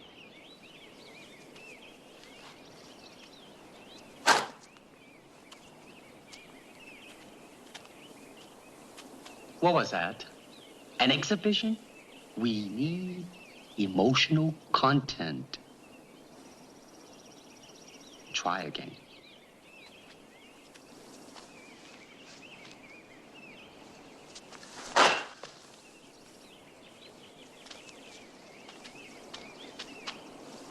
I said emotional content, not anger. Now try again. With me.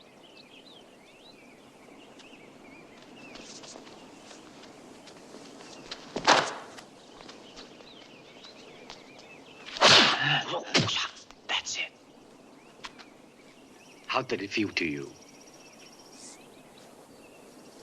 Let me think. Don't think. Feel. It is like a finger pointing away to the moon. Don't concentrate on the finger or you will miss all that heavenly glory.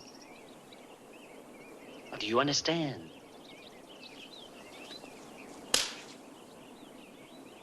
Never take your eyes off your opponent, even when you bow. That's it.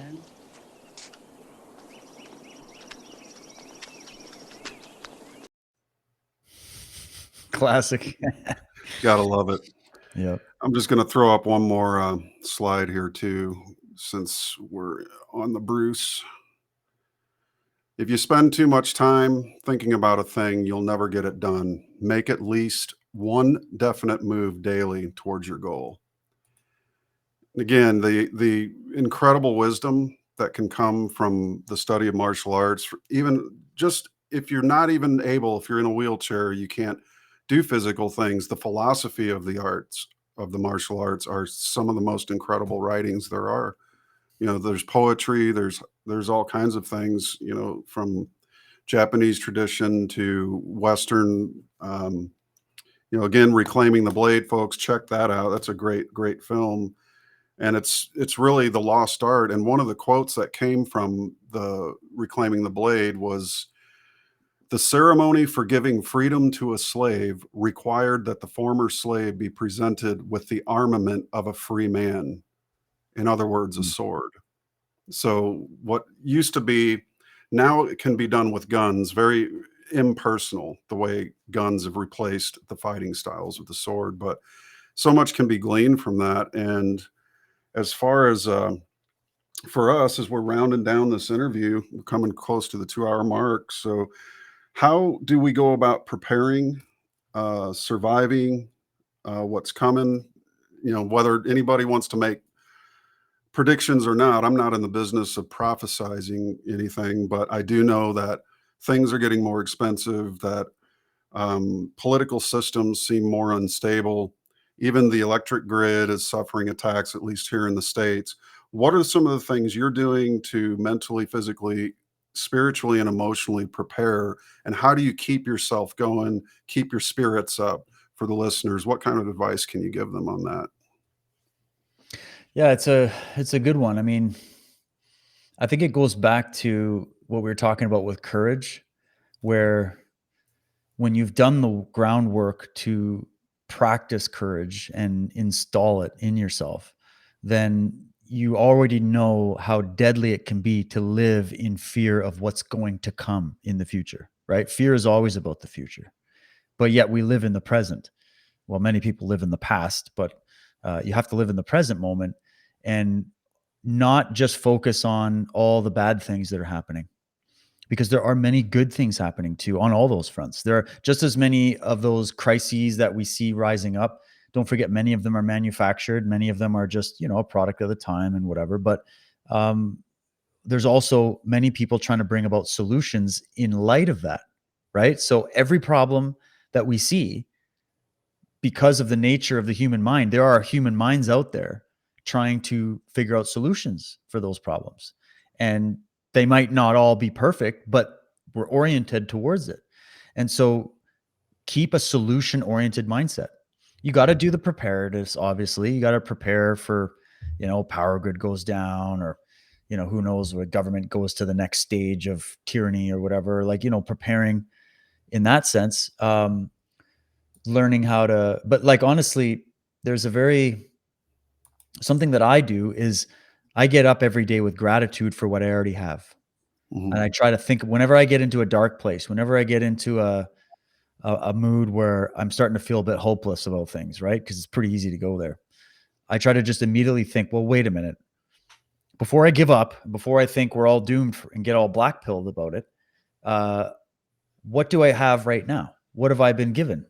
I've been given my mind, my body, the attributes, the talents, the challenges, the weaknesses, the shortcomings. I've been given all these things as a lesson. And then what about in my life? I've been given a beautiful family, or I've been given, like, there's got to be something that someone out there listening to this can think of that you can be grateful for, where it could be worse.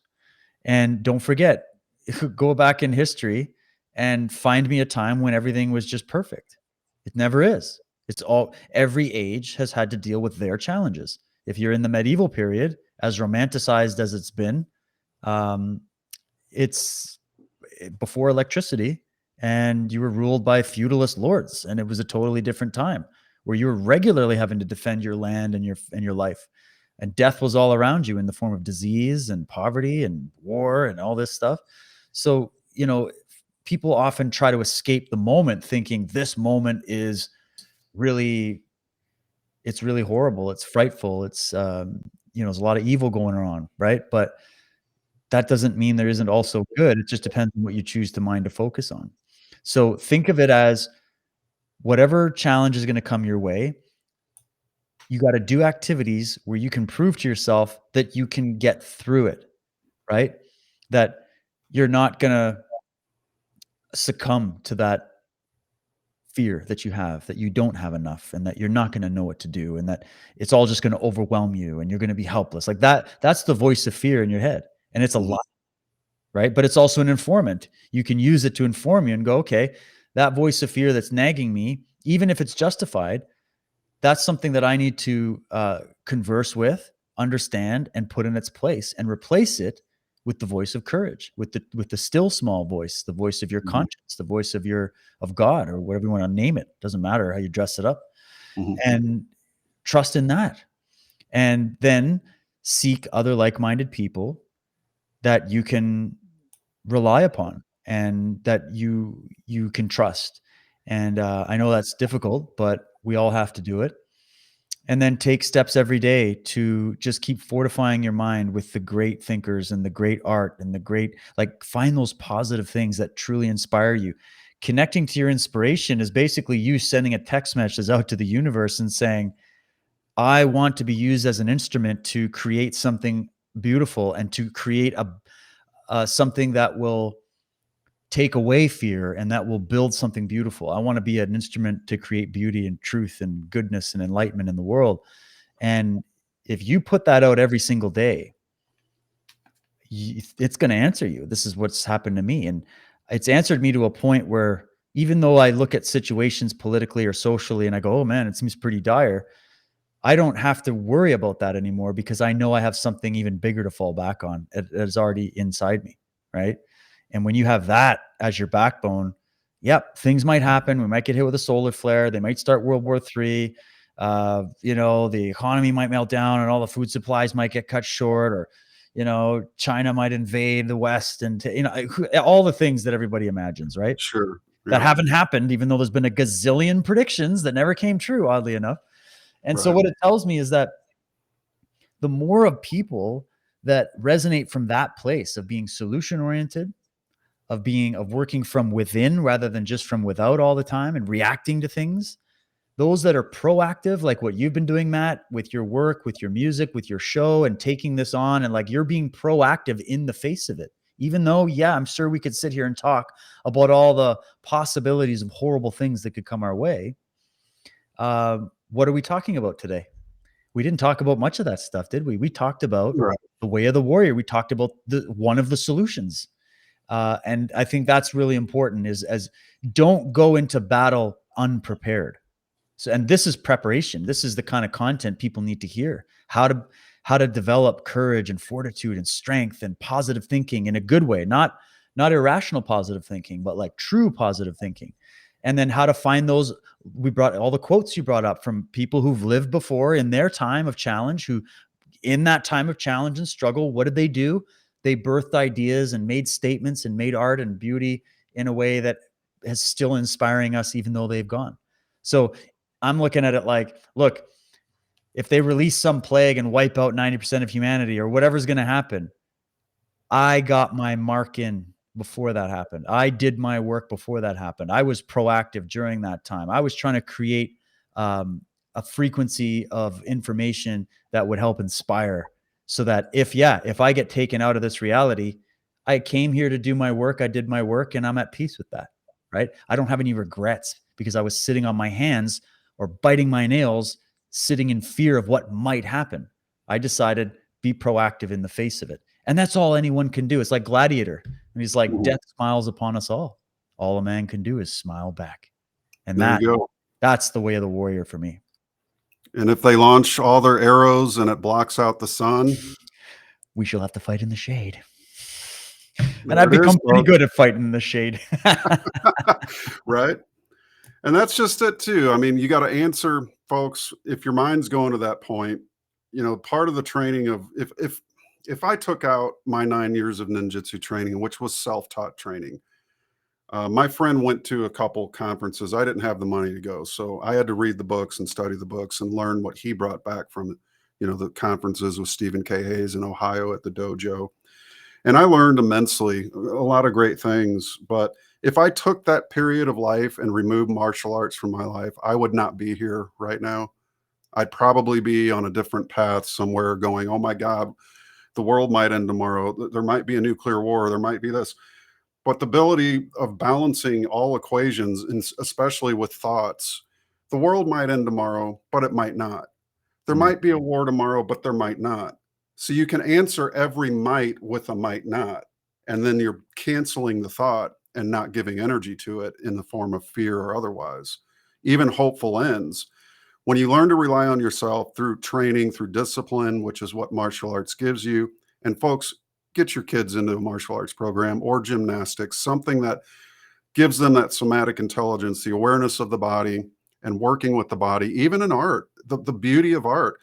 This cannot do what a paintbrush can. I mean, you can draw with your finger on an app, but it's limited to the mind of the developer that created that app. Whereas a blank canvas is unlimited to the child's imagination and the adult equally. So we have a whole lot of things that we can do, and we can learn to balance and work with that mind, write with the pen, play with the guitar, with the pick, the keyboard, the piano. And I know you're an avid piano player too. I've listened to some of your stuff on past, looking at things that you've done in the past. And I love the piano, just sitting in front of the piano and letting whatever's in you pour out. That's a fantastic exercise, and it gives you coordination and the ability to express yourself. So all these different arts are just there waiting for us to, give ourselves to it. And so there's a couple questions left. And one is, I actually was talking to Lori last night and I said, you know, I'm going to write some of these things down. Do you have anything for Dave? And she said, and I thought, you know, sometime it would be cool to maybe have you and Monica join Lori and I on a podcast just to talk about how our women handle guys like us. 'Cause we're a That would fucking be handful. hilarious. We Yeah. are a handful, dude. I know it. Totally. You've been in that studio for 14 hours editing video. Are you going to come eat? Oh, sorry, honey. And you realize you haven't even taken a piss in 14 hours and suddenly you have to go because you're brought back to reality. But again, we've mastered we're on the process of mastering the fine art of video editing. But you can talk about how time goes away. But I think that would be a really cool conversation to have, especially for people out there that, you know, they often think women are really a creative force in themselves. I like to say Lori kind of sculpted out a good man because she wouldn't have my bullshit when I was philandering around back in 2002. And I realized that, wow, I built this character, which is like a tail that's following me around. It took me 10 years to reverse that, you know, and it's hard work, folks, but behind every good man is a woman who is there with a hammer and a chisel, sculpting out what is to be a good man. So it's a mutual effort, I think. But that would be kind of a cool thing to consider, you know, maybe doing that because the opinions, yeah, just to hear that for women out there who might have a guy who's trying to get into the, you know, mode of the warrior, you know, it's not easy, I'm sure, but that could certainly shed some enlightenment. And then one other thing she asked was this question in particular to ask you, what is the one thing about you that people might want to hear? Interesting. Yeah. What do you want to hear? What would people want to hear?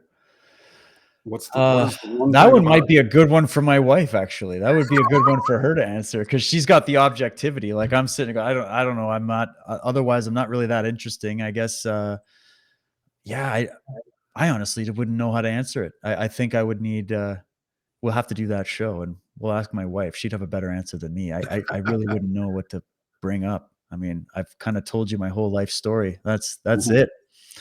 That's it for me anyways. Oh, that's awesome. Good deal.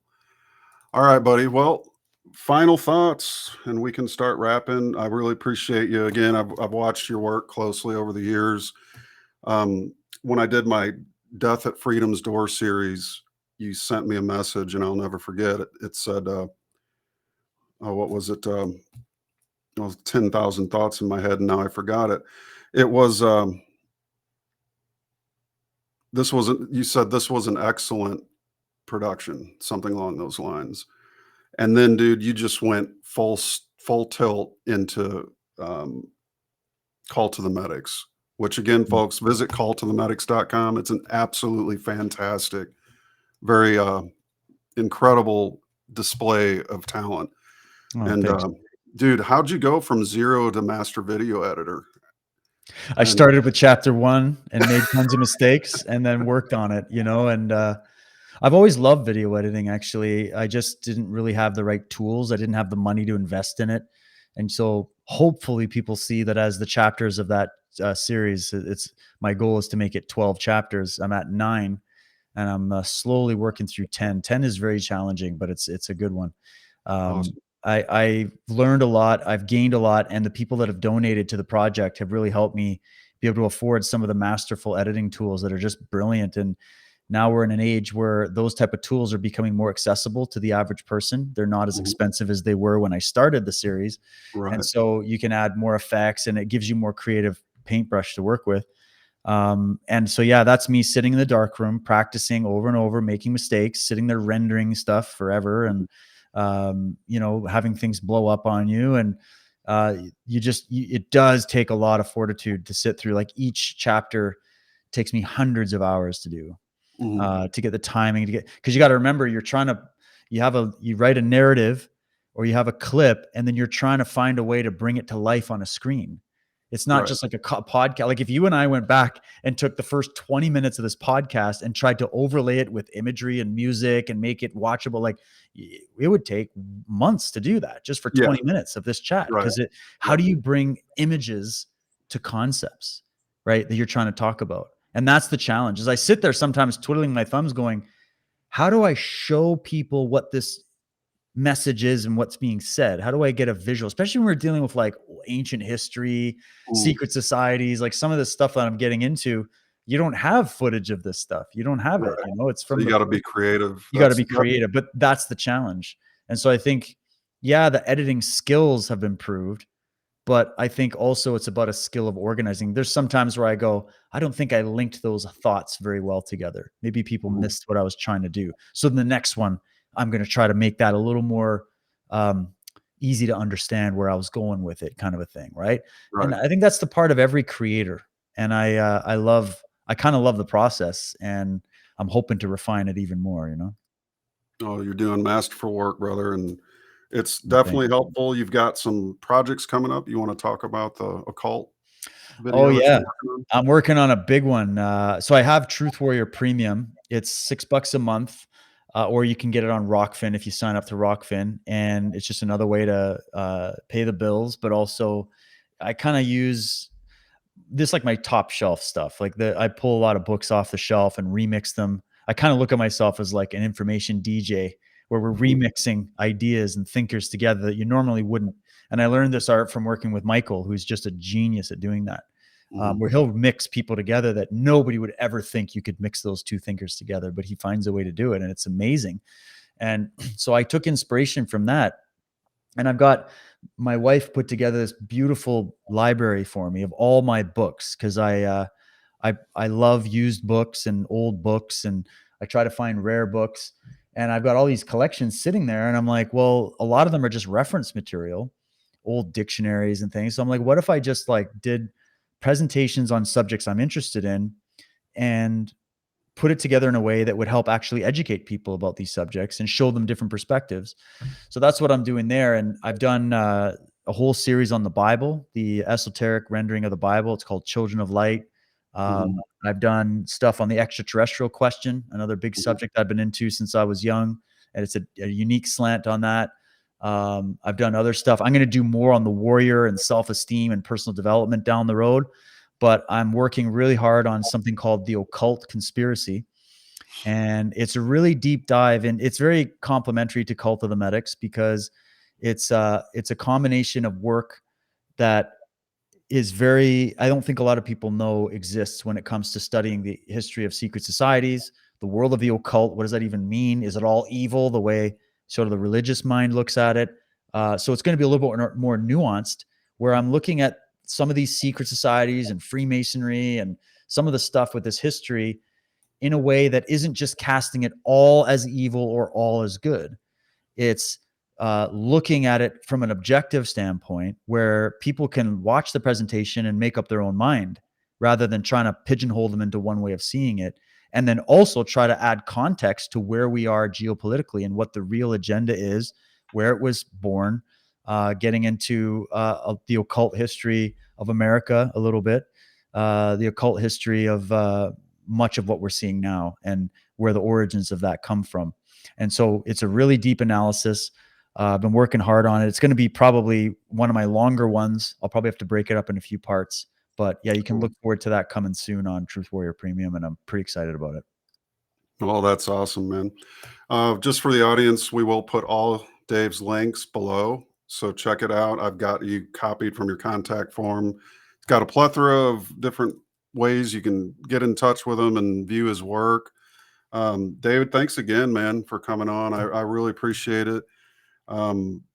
I've been wanting to have this chat with you for a long time about the warrior aspect, and you know, the pluses, the challenges, and also, you know, just all the incredible discipline and courageous work that can come from the practicing of the balancing of mind, body, and spirit together. So any final thoughts for the listeners? Oh, just thank you, man. That was so fun. I really, really enjoyed it. You're the perfect man to talk to about it. I hope people support your show, share it out far and wide. Yeah, that was just amazing. And just remember, evil's not the only force at work in this world. And don't ever let anybody tell you any different. Don't fall into the depths of despair. It's against your nature. There's a reason that you're probably repulsed by the thought of it, but it's tempting. It's easy to fall into that sort of nihilistic thinking that it's all hopeless and it's all meaningless. So avoid those traps. And don't forget, the lies can't stand forever, and truth is going to win in the end. So thank you so much, brother. That was a lot of fun. Awesome. And one last ninja quote. Today I went on thesaurus.com and searched for ninjas. The computer told me ninjas cannot be found. Well played, ninjas. Very well played.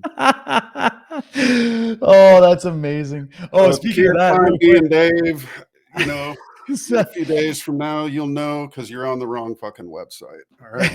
dwtruthwarrior.com. Check out David Whitehead. Visit unslaved.com. Killer stuff, guys. Just tremendous. And support alternative media. Actually, support mainstream media because you're now the mainstream. Unslaved is mainstream. And this show was brought to you by unslavedcoffee.com. No, sorry, unslaved.com. Check it out. Keep the great information going forward, and much love to all of you folks. And with that, I'm going to go ahead and roll us out. Dave, I'll see you on the other side of this quick rollout. So thanks again, everyone, for listening. Appreciate you all.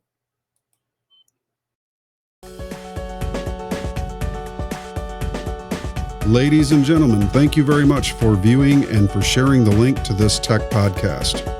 To find out more about the work that I do, you can visit mattpresti.com. Scroll down to the bottom to view all of my social media links and channels. If you feel so inclined, you may leave a donation through the Cash App by scanning the QR code or using the hashtag $MPRESTI. To contact me, simply reach out through the contact form at mattpresti.com. Thank you so much.